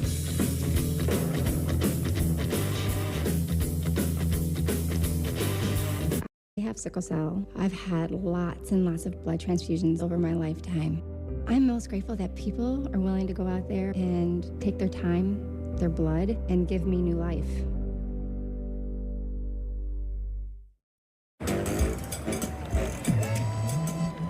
It's big, it's back, and it's only $6. Get the big box y'all love today. And this holiday season, you can order a Cajun-style turkey at your local Popeyes. Love that chicken from Popeyes. If you're an asbestos victim, pay close attention. Billions of dollars are being paid out to people like you. We should know. We're Whites in Luxembourg, the law firm that already won over $9 billion for men and women just like you. That's right, over $9 billion for mesothelioma sufferers and their families. We know you're short of money, and we know you're short of time, so we fight hard. Call Whites in Luxembourg at 917-LAWYERS. That's 917-LAWYERS. Whites in Luxembourg, winning big for the little guy.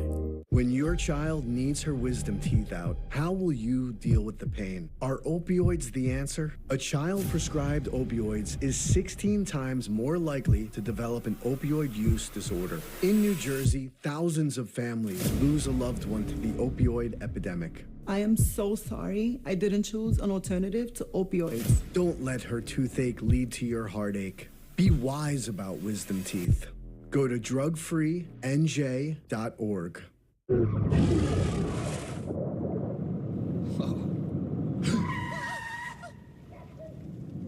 Eyes forward. Don't drive distracted.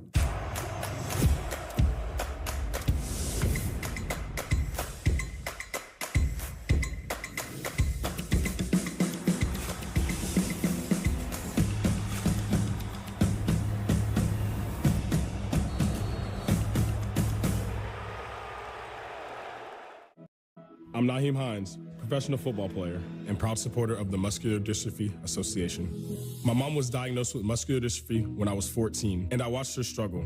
But MDA helped her get the best treatments and care, and they also help kids like my buddy Ethan.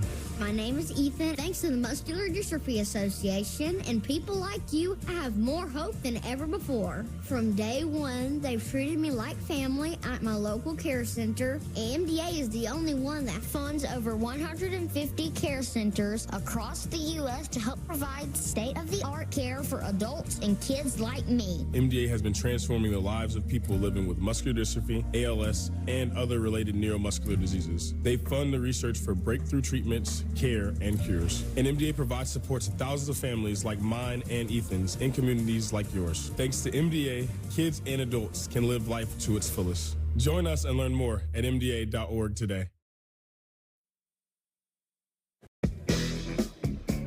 Amazon Black Friday week is here. Woo! Woo! With deals up to 40% off. Shop great deals all week on Amazon. Untuck It makes every guy look better. From tall to short, from big to slim. From our iconic button-downs for all shapes and sizes to a whole lot more. Try us today. Untuck It. We just make guys look better. Oh, and we make great styles for her, too. Shop the sale now at untuckit.com and more than 80 stores worldwide. Is Cialis Daily better than Viagra? Does it last longer than Viagra? Are sample packs available? Get started with a 30-day sample pack. Generics now only $1 per tablet at rexmd.com/30. Dear Santa, I hope you are having a good day in the North Pole. Is it cold all the time there? Is that why your cheeks are so rosy? My mom says I'm a good helper, but you didn't come last year. Was my chimney broken? I just really hope this year when I wake up, I'm gonna see that you came to my house too. Donate and help the Marines deliver hope to a child in need. The baseball offseason is heating up fast on Yankees Hot Stove, presented by Hexclad. Soto is a generational talent. He's put himself in the perfect position to be a free agent. We'll see how that dance goes. It is going to dominate the offseason. We're grinding through it, and when everybody's on the clock. Find out what's cooking in the Bronx. News, rumors, hearsay. We're turning up the heat on the Yankees Hot Stove season premiere, Monday, December 2nd at 6:30. Presented by Hexclad. Chris Sheeran back here for the Michael K. Show. The 76ers have been 86th most of the time in the early going this season. They are 2-12 at the bottom of the Eastern Conference and are making noise off the court more than on the court so far. Early on, it was Joel Embiid saying he wasn't going to play in back-to-backs ever again, or Tyrese Maxey just recently holding Embiid accountable at a recent team meeting. Maxey returned from injury last night, but the Sixers dropped their 5th straight game. They are 0-2 so far against the Atlantic Division, and are being outscored by nearly 10 points per game. Tomorrow night on Yes, the Nets get their first look at Philly in the regular season, and it's the Nets' 3rd in-season tournament game. They beat Charlotte for their first win in Cup play and will try to stay alive when they face Philly tomorrow. Our coverage begins at 6:30 with the pregame show, followed by opening tip a little after 7. It's the Nets and the Sixers tomorrow night. Coverage starting at 6:30 right here on Yes, and streaming, of course, on the Gotham Sports app. In Clifton, New Jersey, get ready to spread some cheer with me, Don, and Peter, with doors opening at 2 p.m. It's going to be a blast. Grab your raffle ticket upon entry for the holiday giveaways and increase your chances by bringing up to 3 unwrapped toys for donations benefiting the Garden of Dreams Foundation. It's all brought to you by Amazon Pickup, Shinesty, Flight by Yingling, Sun Cruiser, Vodka Iced Tea, Samwell Pain Management, and Western Beverage. Don, you know what I think happens? What? After 5 o'clock, it gets colder in here. I'm always getting cold at this time. You notice that? Yeah, it's like an ice box. Isn't it? Well, I mean, the building, for those that don't know, is closing down. And so I think they've given up. And, you know, the front door where I come in doesn't even work anymore. You can't get in with your key card. Somebody has to open the door for you. And I don't think they want to repair anything because we're moving to these new luxurious studios in a couple of months. So I think that's the problem. I have received a message back from The Miz. Is this your wife? No. Oh, the Miz, not the Mrs. Okay. Come on, man. You're better than that. Not really, but The Miz said in regards to how Cleveland will do tonight, I said, how do you like the Browns tonight? He said, could care less. I want Shador. First of all, it's couldn't care less. Tell The Miz. Well, maybe he could care less. I'm just trying to tell you that it's like 10th. I like that you're still fighting this, Michael. The couldn't. Also, I looked at some live video, Donnie. It stopped snowing there. In Cleveland. No, I don't know what's happening in Clifton, New Jersey, but well, I in don't Cleveland. think it's. I don't. But I had heard it might rain, pick back up. But it's going to rain and be cold. Russell Wilson loves inclement weather. Is that true? Yeah, that's what I've heard. Paul in New Hampshire. It's game time snow. What's up, game Paul? Time snow. Hi, Mike. Hi, Don. Hi, Peter. It's good to talk to you all. First, before I get started, what a show this has been this week. You guys have been fabulous. Always laughing my head off. Thank you. Thank you very much. Yeah, so I had one very quick point on the Giants. Before you're going to fire Shane or Dable, before you think about that, think about the fact that they still have nepotism in the front office. McDonald is the director of player personnel. Chris Mara is the vice president of player development.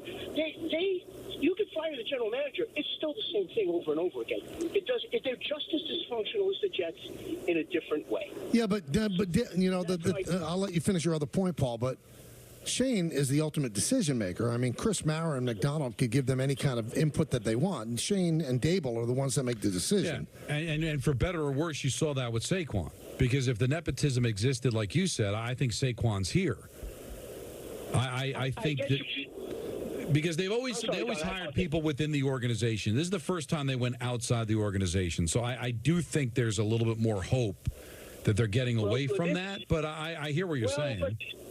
John, you know what? So I'm going to make Peter laugh. Peter, I've been a Giants fan since 1962. Nice. Wow. And I remember the terrible years of the 70s when it was one family member after another, and this is the bones of this organization. And that's the ultimate problem with this organization. They tend to be too close and too into the family, in my view. So, and we can disagree about that, I think, for sure. And what was your other point? But Don, I'd like to your perspective on Rex being able to advocate for the guy when the guy's in a job. I got to challenge you just a little bit. I think Mike's right on this. It is unseemly to go after somebody's job when somebody has a job in place. How would you like it if you were a new sports radio talk host and you're being tried out and some guy is advocating for your job and cutting you off at the knees? But I hear what you're saying. He's the interim head coach. Interim applies that he's being evaluated and that there is no commitment to him beyond but the he is season. being evaluated, Don. And he's won one game. That's fine. So I don't think Rex is asked the question, would you be interested in the job? And he's saying, yes, I'd be interested in the job. I understand what you're saying, but I don't think there is anybody in the world that believes that Ulbrich was ever going to be considered for this job. He has zero experience. He was given the interim title. They didn't hand him the coaching job, and he's not been very good at it. So I get what you're saying, but I think interim does change the complexity of it a little bit. But I will tell you, as a person in life, in business, when I've hired people, if I would see this is so untoward. Michael, that was a great word for this, Thank too. you. It is so untoward that I wouldn't hire the guy just on the principle that he acted this way. I don't know that I could trust the guy in the position. I wouldn't know he wouldn't come after me if I hired him. But you know you can trust him because he worked for you. You've been friends with him for 20 years. He's acting like a snake, Don. A snake is strong. I can't. You're entitled to your opinion for sure, because I do think there is some truth to it. But let's apply it to my job. If I'm given a job and it's publicly that Don LaGreca is going to do this temporarily, and he will be evaluated and he'll be a candidate for the job, coming up next year. Then would I be upset if there were people that were saying that they were in the job? Why would I be upset? I'm going to be a candidate, just like everybody else, so it's up for grabs. If I was given the job and there are people like saying I should be doing that job, even if you were up for the job, you want somebody politicking for it? If you weren't told that they haven't been told. Jeff Ulbrich has no chance to keep this job, but he does have a chance, as far as we know. They haven't told him you're out at the end of the year. He has the job right now. I believe this is the way I look at it. Maybe I'm wrong. When they attach interim to it, that's applying that job is up for grabs. It is, but so what are we talking about? It's up for grabs. Michael, have you noticed that both times Don went to say implying, he said applying? No, I didn't notice that, and I don't correct my friends. What? No, if I did, I'm sorry. I'm just talking extemporaneously. I might have misspoke. Michael, don't lie and say you don't correct your friends. Come on. My friends, I said. That's the key. Vegan Fred Wadnicki points out what a dunce I am. He says, it's funny that Michael Kay, the guy who called you dunces, then misquoted the book Confederacy of Dunces as Confederate of Dunces. And he's right. Oh, boy. No? Well, look at you, smarty pants. You had to try to reference a book no one's even read anyway. I think a lot of people have read that book. In our audience? How about on our show? I only know it because of the movie Sideways. I don't even remember that part from Sideways. When he finally finds out that his book's not going to get published, and he's sitting there talking. How do you do it? That's a movie I did see. If you asked me what it's about, I'd say wine. That's about it. You know specifics about it? You don't remember what the movie's about? Not really. No. I enjoyed it. Okay, move on. It's out of my head.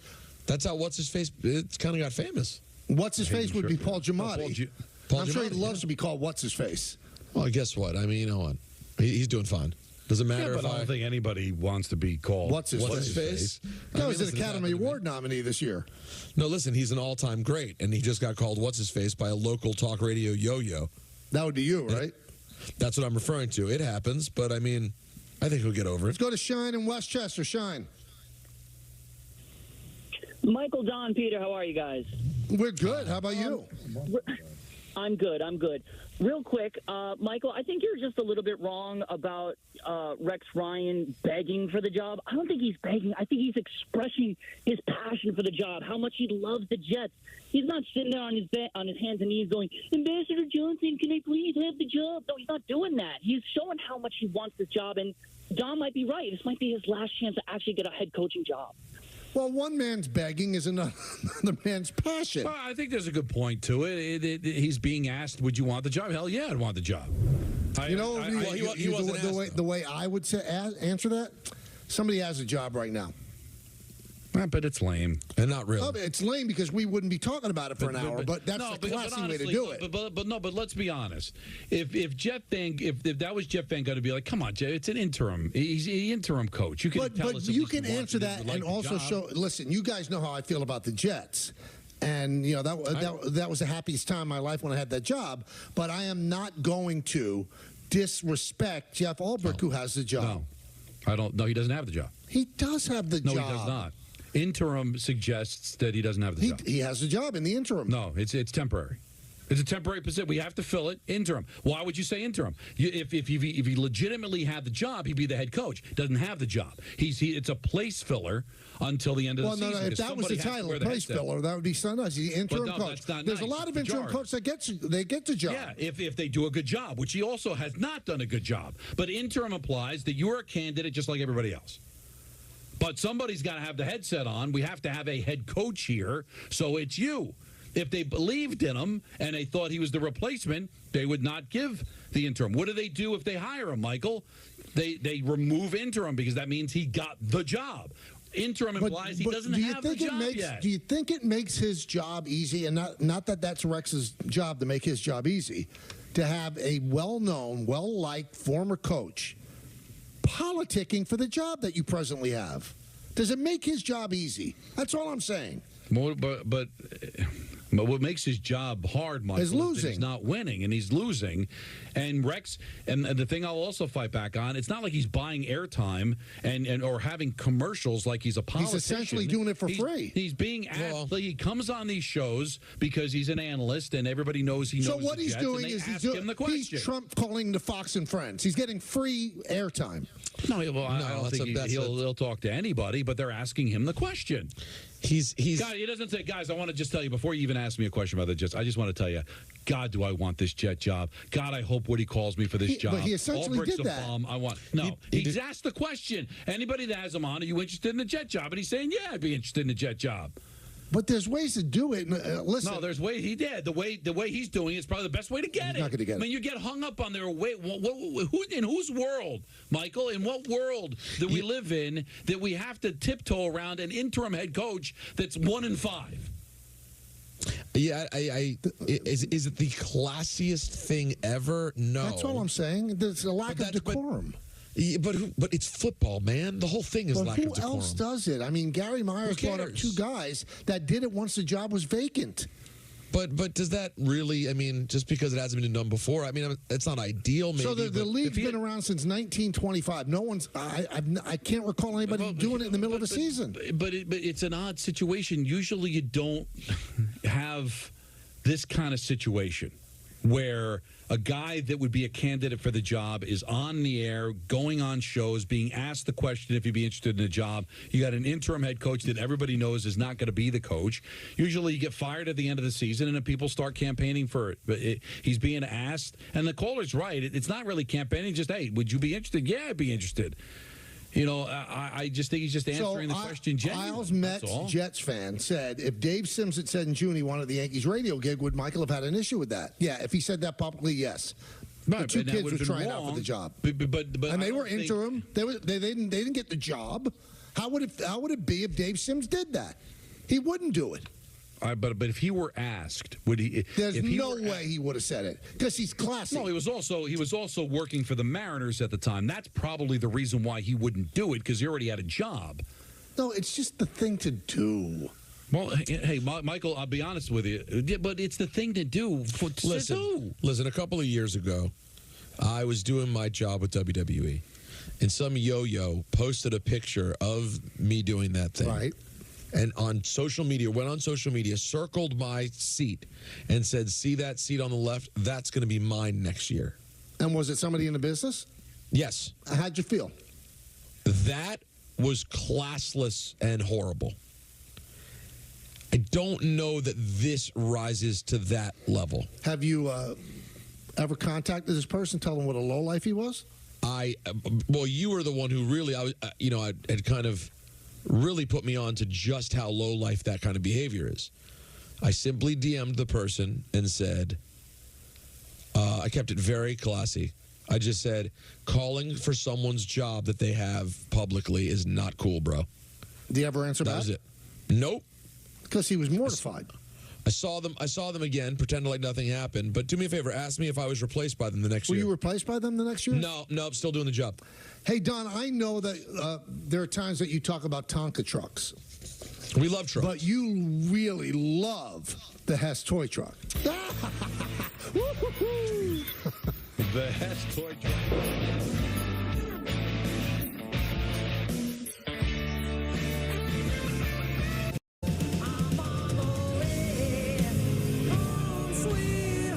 There's no place like the road home. Receive a $5,500 bonus on a new 2024 Audi Q5 plug-in hybrid during the Season of Audi Sales event.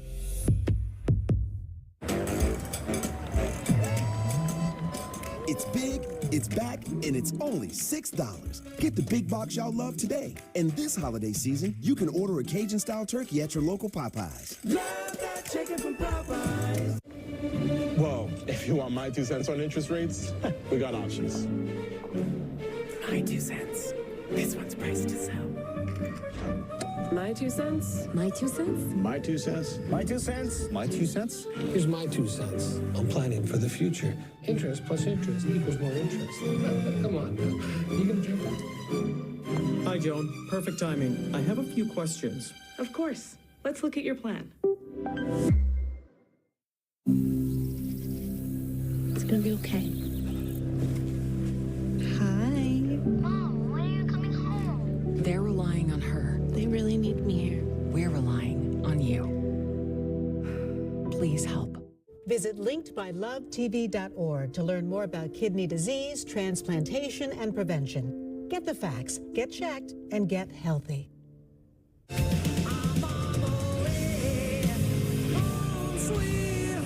There's no place like the road home.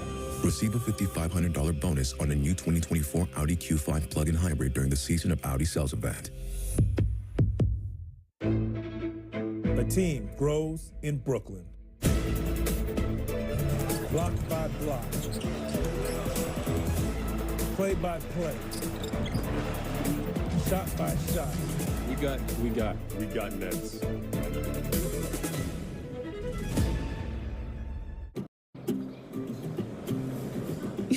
It's great to catch up, Jamie. How's business? Good. Are you up to speed with the new beneficial ownership reporting requirements? Sort of. What's it about? It's a new initiative to help fight crimes like money laundering, fraud, and drug trafficking. A lot of small businesses like ours just have to report some basic info to the federal government about the real people behind them. Does that include my cafe? There are some exemptions for certain companies, but don't worry. There's lots of guidance on the government's website about who needs to file. Check out fincen.gov/BOI. Filing is easy and free. It took me less than 20 minutes. Looks like I do have to file. Thanks, Jamie.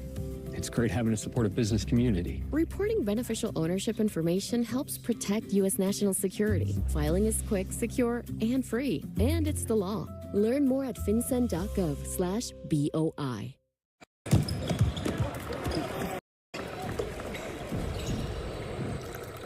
Taste is not an option. Taste is everything. 1800, the world's most awarded tequila. We asked seniors how to prevent Medicare scams. If you get a phone call, do not talk to the person. Never, ever give out your Medicare number. Just hang up. I check my Medicare statements monthly. To report Medicare fraud, contact the Senior Medicare Patrol in your state. Cancer is one journey no one should take on alone. Your support helps us bring together the best doctors and scientists, accelerating research that's leading to more effective treatments. Join us, and let's go further together. Untuck It makes every guy look better. From tall to short, from big to slim. From our iconic button-downs for all shapes and sizes to a whole lot more. Try us today. Untuck It. We just make guys look better. Oh, and we make great styles for her, too.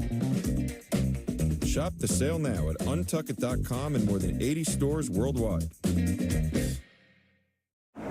Dear non-stick surface. You're great for scrambling eggs, but to drive on, well, that's what it feels like when things get rough. Good thing we have amazing traction. Let's bond. Toyota all-wheel drive vehicles. Get Black Friday savings all month long. Lease RAV4 with all-wheel drive for just $299 a month. Find yours at Toyota.com. Toyota. Let's go places.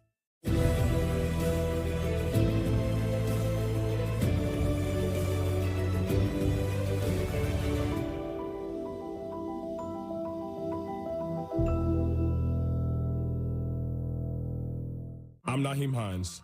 I support the Muscular Dystrophy Association because they help my mom and kids like Ethan. Thanks to the Muscular Dystrophy Association and people like you, I have more hope than ever before. Join us and learn more at mda.org today. 1 in 3 pet parents has used their pet's name as their password. Pretty close. System hacked. System hacked. System hacked. But delicious Caesar canine cuisine is a better way to show your love. Bad news, you've been arrested. Good news, you're innocent to proven guilty. Bail is set at $1,000. If you got that, good news, you can go home and await your trial. If you don't, sorry, you go to jail to wait for weeks or months. But sure, you still presumed innocent. But since you can't afford bail, you've lost your freedom, and that's not right. That's why the Bail Project helps those who can't afford it while fighting to end cash bail, because freedom should be free.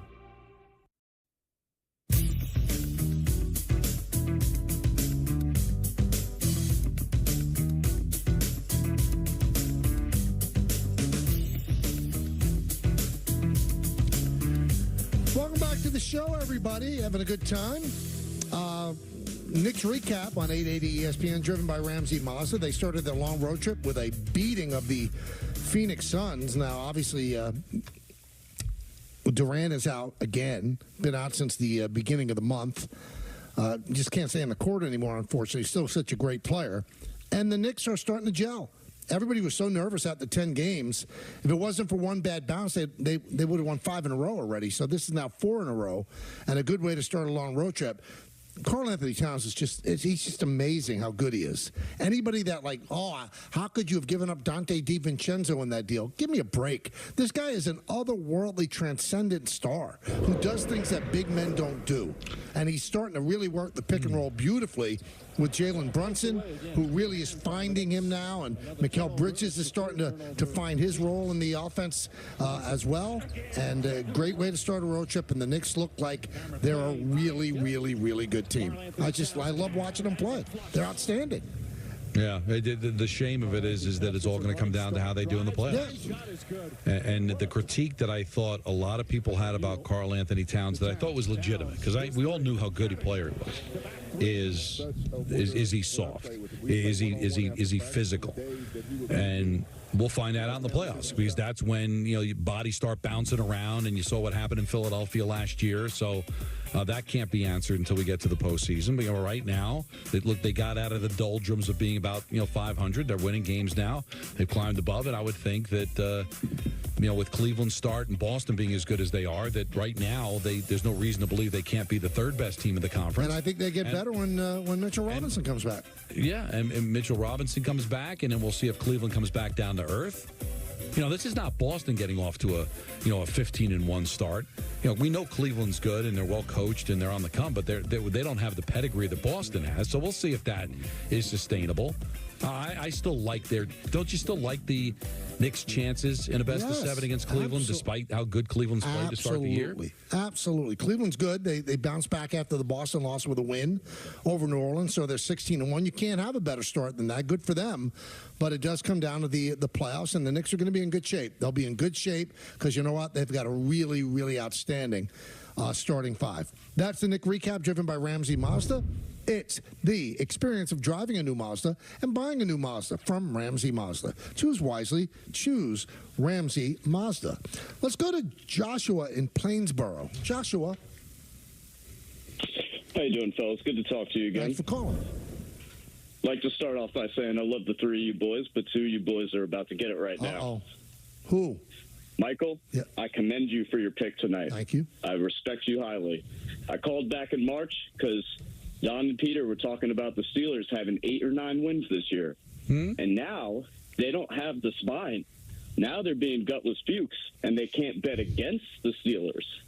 Now they believe in the Steelers all of a sudden. No. They told me that Russell Wilson couldn't do anything for the Steelers. They told me that the Steelers were going to have 9 wins this For the other. Really? Yeah, because I have to. If I could do 1 point, I would do Cleveland 1 point. But I have this edict, this stupid edict, because I'm a yo-yo, that all my Thursdays have to be a 3-point play. I can't put 3 points on Cleveland. Put your money where your mouth is. I don't have to do anything for you. I'm very happy that Pittsburgh did it. Listen, for you. but I am not going to sit here and apologize for thinking they were an 8-9 win team. Yeah, we had no idea that Russell Wilson would play at this. You didn't think. You know what? You didn't think they'd be this good. Stop yourself. Yes, I did. I told you that they were going to be good. But this good? Where would you like me to look at you this right good? This good. You did not think they'd be this good, dude. They could win the division. You couldn't have possibly thought that. I did think they were going to be this good. Now, honestly, I got to tell you, if they're going to win the division. I'm telling you that right now. Let me tell you this. I'll call you week 17, 18 when they win the division. I'll go a step further. If you thought they would be this good, you're dumb for thinking it. It's a bad. But wait a minute. If he thought it turns out to be true, he's dumb. That's a bad take. An 8-9 win team. With Kenny Tiny Hands. Dude. Won 9 games with him, and now I'm dumb for thinking we'd be better with a quarterback. But Joshua, to win the division. Look back at me. Look back. Don't turn away. Look at me. Okay. There is no way. There is no way. You thought at the beginning of the year they were winning the division.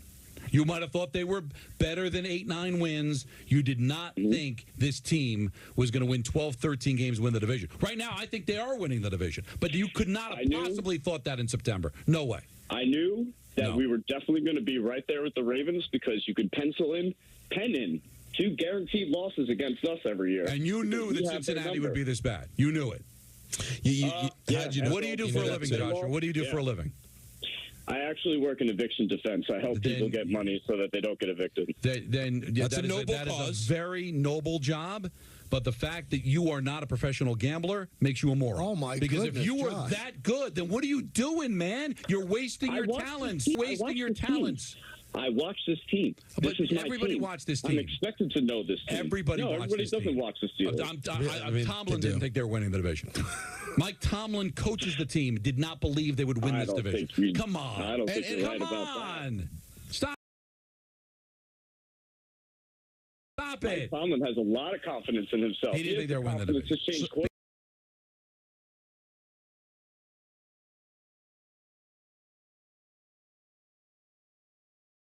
Because you don't do these things in a vacuum. Wait. You don't do these things in a vacuum, Peter. You need other people to dance. So you thought that you'd be better than Baltimore. You thought that Cincinnati was all of a sudden going to fall off the cliff. I knew that they weren't going to be as good as they were the last couple of years. Oh, you lie. Why? I don't know why you thought that. And also, real quick, how far? They lost a lot of players. How far do you think this? They had T. Higgins in a contract situation that he still is not resolved. Well, but he came back. Real quick, how? He did come back. Well, they both came back. How far do you think this Pittsburgh thing's going to go this year? Divisional round or championship round. I don't see it going to the Super Bowl. Okay. Joshua, I think you're a very bright man, and you may bring up some salient points, and I think you've put these 2 in their place. Thank you, my friend. Vegas had them at under 8.5. No, he's lying. But why would you say? Peter came on the air, and I give him credit. He thought that Washington was going to be good this year. I laughed at him. I thought they were. And they're good. I was wrong. I thought they could make the playoffs. Oh, that. And everybody thought you were a clown. But that's because people are dumb. Because if people Joshua thought the same thing. Hear me out, Don. You'll understand what I'm saying. You get me. I said if the Commanders have a quarterback, which is the biggest if of all time, they'll be a playoff team. This guy thought they'd win the division. That's the thing, Mike. I watched them, and it doesn't make sense. It's not that crazy a thought to think a team can make the playoffs in the NFL when you've got 3 wild cards, you got 4 division winners. I mean, 14 teams go to the playoffs, for God's sake. So it's not that crazy. But to win the North, here's the tiebreaker. Pittsburgh, with Baltimore and Cincinnati. We're going to take a break, and we'll take the biggest Steeler fan that we know, Danny from Long Island, and see if he thought they had a chance to win, or if he thinks Joshua was out of his mind. And Joshua does great work, and you guys have just jumped him. It's unbelievable. He jumped us, actually. Yeah, but you jumped him back. Mercedes-Benz of White Plains.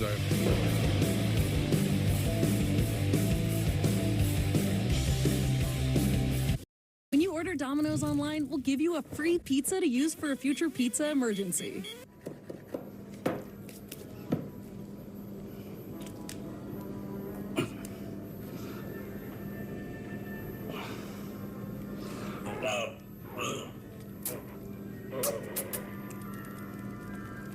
So you'll have a free pizza when you need it most. Get your emergency pizza when you order Domino's online. There you go. Thank you. Bye. Dinner's ready. I have sickle cell. I've had lots and lots of blood transfusions over my lifetime.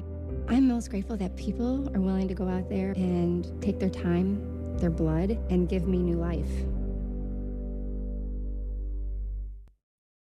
Untuck It makes every guy look better. From tall to short, from big to slim. From our iconic button-downs for all shapes and sizes to a whole lot more. Try us today. Untucking. We just make guys look better. Oh, and we make great styles for her, too. Shop the sale now at untuckit.com and more than 80 stores worldwide. Welcome to Nissan. Are you interested in a test drive? Absolutely. There's the all-new Kicks, the new V6-powered Frontier, and the Nissan Rogue. Consumer Guide's Best Buy 10 years in a row. Finished with all your holiday shopping? We are now. Hurry in to the Nissan year-end sales event. Now, get a low $229 per month lease on Rogue, one of 6 Nissan vehicles with starting MSRP under $30,000.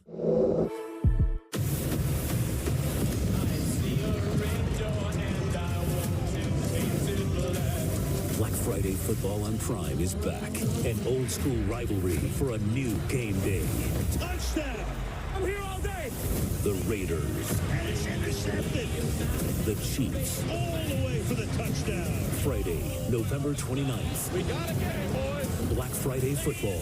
Kickoff at 3 p.m. Eastern. Pre-game at 1:30 p.m. Only on Prime. Do you suffer from knee pain? Ever been diagnosed with osteoarthritis? Or worried about the risks involved with knee surgery? It hurt all the time, like the nerves were rubbing against each other. I was at the point of either replace my knees because I'm tired of this pain. Get the relief you need without surgery. We're Arthritis Knee Pain Centers, the premier leaders in non-surgical knee pain treatments. Instead of surgically replacing your knees, our state-of-the-art procedures replenish the depleted natural cushioning in your joints with an FDA-approved shock-absorbing gel, without surgery and without downtime. After the first injection, I knew it was going to work. We've successfully treated thousands of patients. Medicare and most private insurance cover this procedure. Full motion, no pain, walking, everything just back normal like it used to be.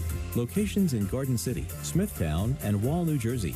Call 1-800-834-5911 for a no-charge, no-obligation knee pain assessment, or go to arthritis-kneepain.com. I was diagnosed at 65. 37. Earlier than most. Every 9 minutes, someone is diagnosed with Parkinson's disease. And every one of them can turn to the American Parkinson Disease Association. Visit apdaparkinson.org to learn more and show your support today. I'm an actor in an ad that was given 12 seconds to remind you that if you're high, just don't drive. Because if you feel different, you drive different. It's illegal to drive high everywhere anyway. Prom promise you won't vape, Emma. Wacky sitcom teens aren't the best people to talk to your kid about vaping. You got a minute? You are. Talk to your child about vaping today. What if you went to your secret hiding place and found this? All drug use comes with risk. Before those risks become real, know that you can quit. For help with drug use, call 1-800-662-HELP for free and confidential information and treatment referral. Or go to samhsa.gov/know-the-risks. The baseball offseason is heating up fast on Yankees Hot Stove, presented by Hexclad. Soto is a generational talent. He's put himself in the perfect position to be a free agent. We'll see how that dance goes. It is going to dominate the offseason. We're grinding through it, and when everybody's on the clock. Find out what's cooking in the Bronx. News, rumors, hearsay. We're turning up the heat on the Yankees Hot Stove season premiere, Monday, December 2nd at 6:30. Presented by Hexclad.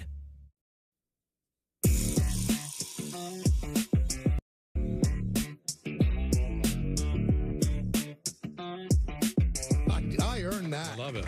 Nice. So I've got 2. Peter has 1. Don has 1. So tomorrow's really important. Really important. Interesting story today in the Post by John Heyman reporting that the Yankee meeting with Soto went very well and that Soto was happy that he really had a good rapport with Hal Steinbrenner, because Hal Steinbrenner said the right thing, the same thing that he said to Garrett Cole and Aaron Judge. You know, if I'm going to sign you to this long-term deal, you're going to have a seat at the table, and I'm going to run things by you. And it seemed like that was a surprise to Soto. But listen, all of this is great. It's all theater. You know, everybody, dancing for their supper in front of Juan. And, okay, gets along with Hal and had a good meeting with the Met guys and all that. It's going to come down to money. Who's going to pay him the most money? I don't want to keep repeating the same thing over and over, but I find myself doing this until he signs. You'll see that he takes the most money. That's it. He's going to go to the place that gives him the most money. Now, but let's play this out. If a seat at the table is important to him, and of course you're going to pay that much money that you're going to have a seat at the table. Sense. But I would think, though, unlike other organizations that he could possibly sign with, maybe outside of L.A., because I guess Ohtani's got a seat at the table as well, you're not going to have the seat at the table. Judge is still going to be the guy. But now the thing is, Judge won't be there for the entire length of Soto's contract. But Soto will have a seat at the table, but he won't have the seat. Yeah, I don't know if there's a the seat. I mean, I think that they run things past Cole and Judge, and if Soto has that high exalted status, they'll run things past him. Doesn't mean that they make the decision, but they do have input. What do you think of this guy? You think he'd fit with what we do? No player is making a decision. Brian Cashman would never give away that power. But a seat at the table suggests you have a say. But I don't think you have a vote. I think you have a say to give your take. Why would you let a player run a team? Look at those that have done it. It doesn't work out. As I said to Kevin Durant and Kyrie Irving just the other day, it doesn't work out. Players should never be making personnel decisions. They should give their opinion, and maybe that sways Cashman. Let's say Cashman's thinking, listen, I want to get Willie Adames. I'm going to make an offer for him. And then he runs it past Soto. Soto goes, I don't like him. I've heard, and he tells him stuff that he's heard. And maybe the Yankees decide, let's back off. But just because Soto says no doesn't mean that it's no. Just because Judge says no. Right. But I think that they get a chance to give their take. I don't think at this point they're asking Anthony Volpe what he thinks of the possible acquisition. I wouldn't think so. So I'm glad that made Soto feel good. But the thing that's going to make him feel best is money. Everybody's going to put their best foot forward in these meetings, right? And then the biggest foot is going to be the foot that has the check in it. Does a foot ever have a check in it? We'll see. I'm not sure. Hey, we teased this, and I think it's only important. Let me just set this up. Of the three of us, I'm the one with the cubes. I take the Steelers tonight, giving 3.5 to the Browns, and I make it my 3-point pick. Now, Don and Peter, they don't like the Steelers in this. They lean toward the Browns, but they won't pick the Browns. No, so all of the onus is on me, and that's fine. I've had a life like this. Listen, I've got broad shoulders. I can handle it. But then we had a caller, Joshua, call in and say, you guys have always dissed the Steelers. And Joshua said he insisted that he knew that the Steelers were going to win the division. Don, not essentially, call him a liar. That I believe, but I called him an idiot. When I called him a moron, I was joking around that he's not a professional gambler. Oh, I understood what you're doing. Sure. Well, some people don't understand. No, I did. Sometimes I call a moron because I think they're a moron. I was being performative for him because if he's that much of a savant that knew, well, Mike Tomlin couldn't think. I mean, come on. I mean, you've got two quarterbacks to start the season. One looked like he was done. You're taking a chance on him. The other one you're also taking a chance on because he hadn't done anything in the National Football League. You're a great team. You're a team that's well run with a great coach that always wins 8-9 games. But to win this division when Baltimore and Cincinnati were in it, now you might have thought Cincinnati might take a step back, Michael. Nobody saw this coming. And now you're going to have people. You do play well against Baltimore, but the Ravens have a hand in the other games too. And as much as I think they might win the division, we still don't even know if they will. No, there's a chance that they could blow it, like if they lose a game like tonight, which isn't going to happen. I wonder, though, if you guys will change your mind before 6:30. No. I'm not interested. I was not. But stop with Michael. You're interested. Good. Have fun with it. I'm not going to be bullied. You have bullied me constantly in these situations. No, because you're gutless. When you say I like a team and it's always one point. It wasn't last week, week, was it? Now all of a sudden you got no problem with it. Why all of a sudden now you've got no problem throwing threes around? Usually I'm picking the game. It's there's almost music accompaniment to it. And then you throw in 1 point. That's what I call you gutless. No, you believe in it. Great. I don't.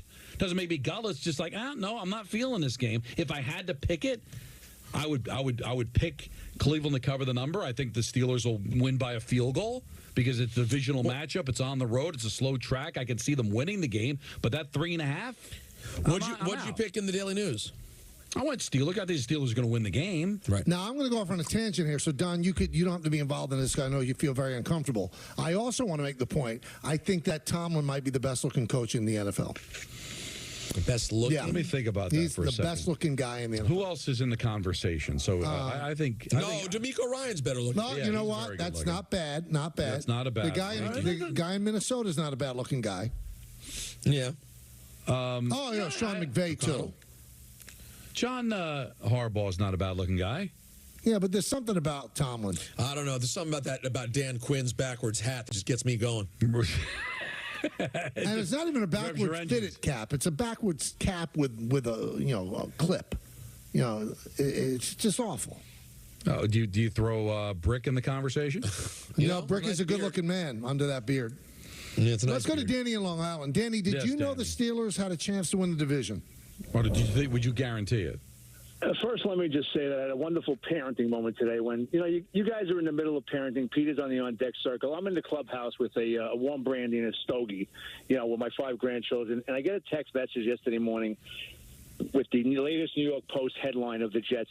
And my son says, Dad, thanks for being a Steeler fan. Oh, wow. That's beautiful. It's so true. Beautiful. Do you know that the Steelers have double the amount of wins than the Jets in the last 10 years? Just double. So I've doubled the joy of my children every Monday morning for the last 10 years. I feel bad for the Jets, so I'm sitting here listening to this. But now let me get back to the point at hand, to the caller. You're out of your mind. Here's point guard. Mike Tomlin's going to be coach of the year because nobody saw this coming. You're not coach of the year when everyone thinks you're going to win 10 games and you win 10. You're coach of the year when they think you have chocolate soft serve and you win 10 games. And the Bengals' demise has had nothing to do with the Steelers. We haven't played them yet. Doesn't matter if the Bengals are 0-9. We haven't played them yet, so we still have to play them. Yes, if we beat the Bengals twice, if we beat Cleveland twice, Mike Tomlin's going to be coach of the year because I've been a Tomlin. When you have a Hall of Fame quarterback your whole career, and you look at all these Hall of Fame coaches, they got a Hall of Fame quarterback. I haven't been a great fan. This is his best work.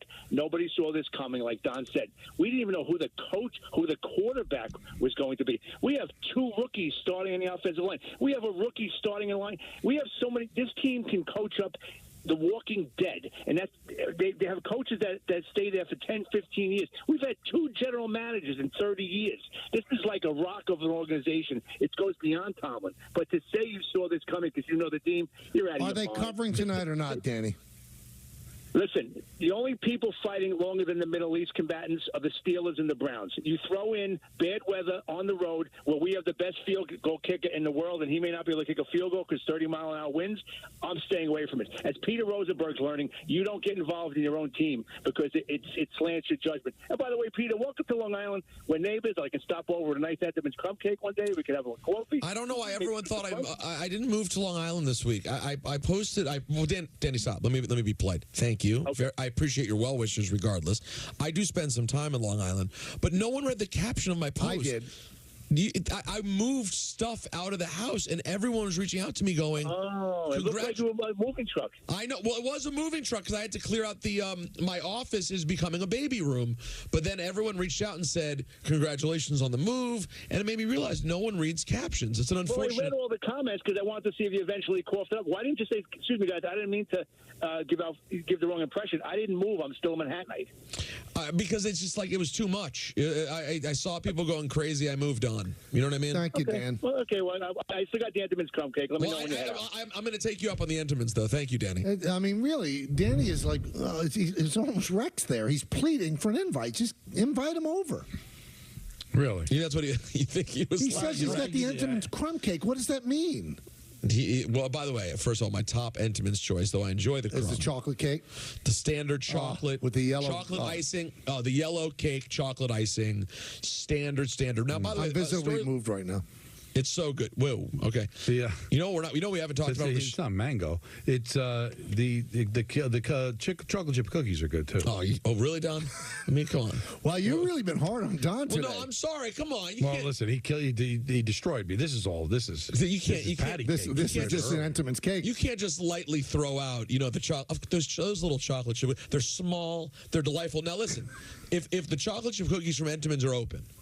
And weight isn't even a thought for me. I could kill a box. Yes. Easily. By the way, that whole cake, the yellow cake with the chocolate icing, give me that in a glass of milk. These days, oat milk, perhaps. Killing the whole thing. Dead. How do they milk the oat? The little oats. That's what I like.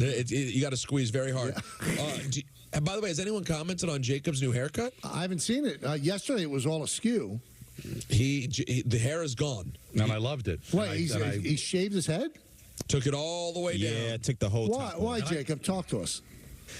There was no real rhyme or reason. I just got tired of just having a full head of hair and having to take care of it day in and day out. Well, I'm going to say something outrageous, and you could get mad at me. Sounds like a lice situation. Oh, my God. Wow. Why would you shave it down to the bone unless there's lice involved? That's a really interesting take. Now, real quick, Jacob, take out the comb for that. Tell Michael, I think Michael will be interested in this. Why don't you tell Michael what you told me earlier? About the reaction to the cut. Oh, I mean, my stock went up. DMs are blowing up. Really? He posted it, and the ladies are filling the Jacob DMs with positive. I was a big Jacob with hair fan. Really? Well, yeah, I was too. And I said I was going to comment saying I really liked the look today with the hair being wild, but I never got a chance to. And he told me that maybe he wouldn't have done it if I complimented the hair yesterday. Yeah, sounds like a lice thing. Let's go to Richard in Manhattan. Richard.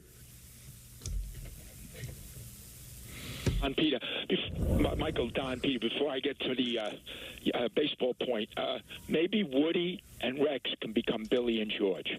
I would. Yeah, that worked out so great. Yeah. Well, it was entertaining. It was. Best commercial I've ever seen. The light beer commercial, Billy and George, best ever. Not best sports. It would have been even better if they put Wischusen in there, right, Richard?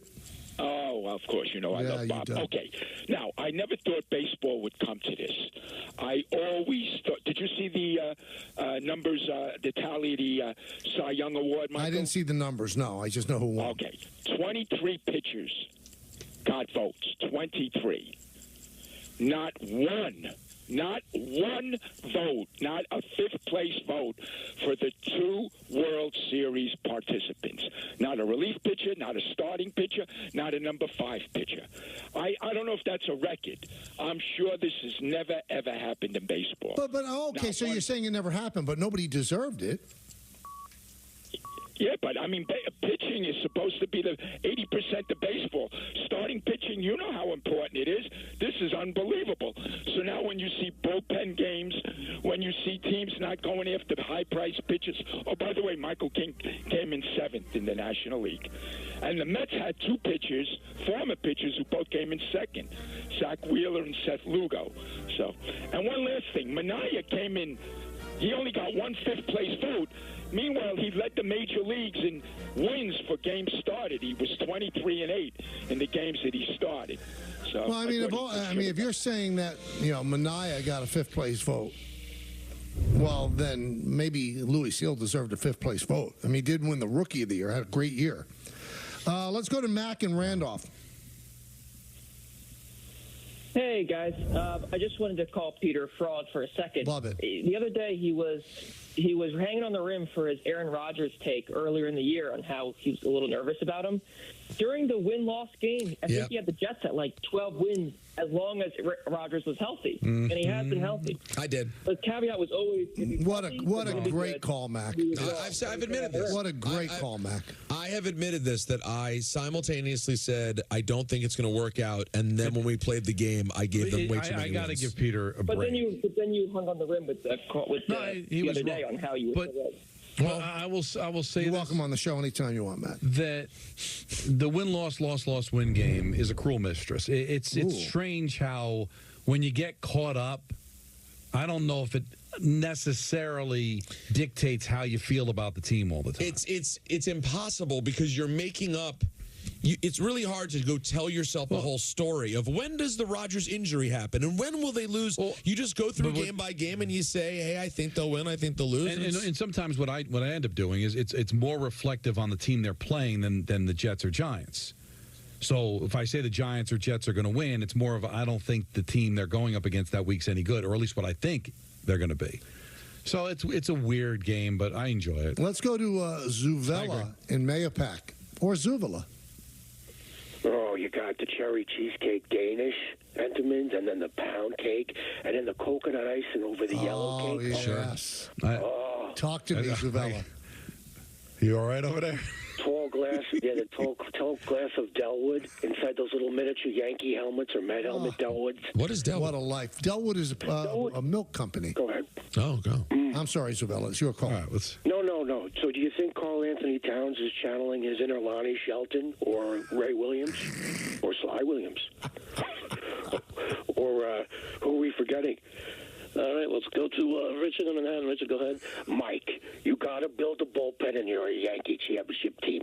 Do you go with Ryan Duran, Luis Arroyo, Bobby Shantz, or John Habian, Lee Kuderman, and possibly Steve Farr closing games? Or Rich Monteleone? Richard, who cares? Nobody cares. You're hanging on the phone an hour to do that. Lisa and Weiss, Lisa, go ahead.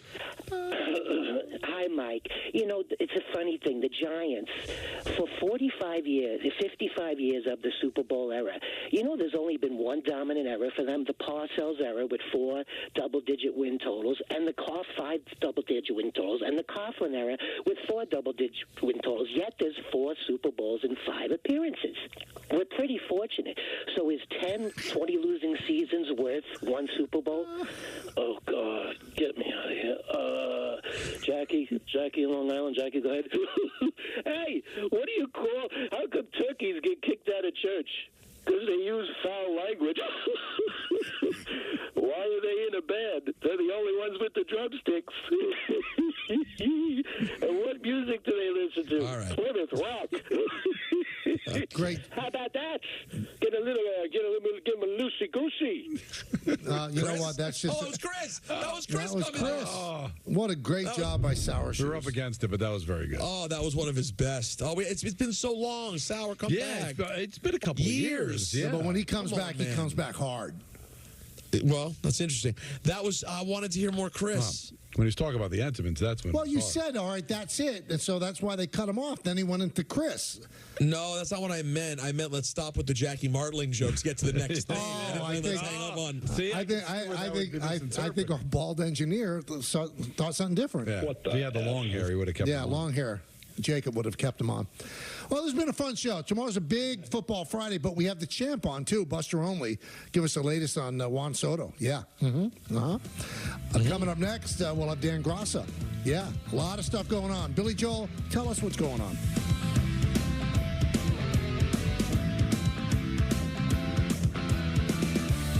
That's a wrap on the show for today. Coming up next, the history of the Yankees. For all of us here on the Michael Kay Show, this is Chris Sharon saying have a great night. We'll see you again tomorrow at 3 o'clock.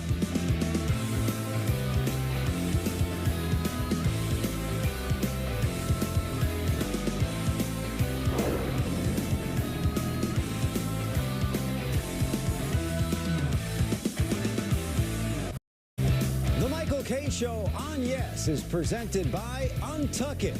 Shirts designed to be worn untucked. Shop now at untuckit.com. Untuck It makes every guy look better. From tall to short, from big to slim. From our iconic button-downs for all shapes and sizes to a whole lot more. Try us today. Untuck It. We just make guys look better. Oh, and we make great styles for her, too. Shop the sale now at untuckit.com and more than 80 stores worldwide.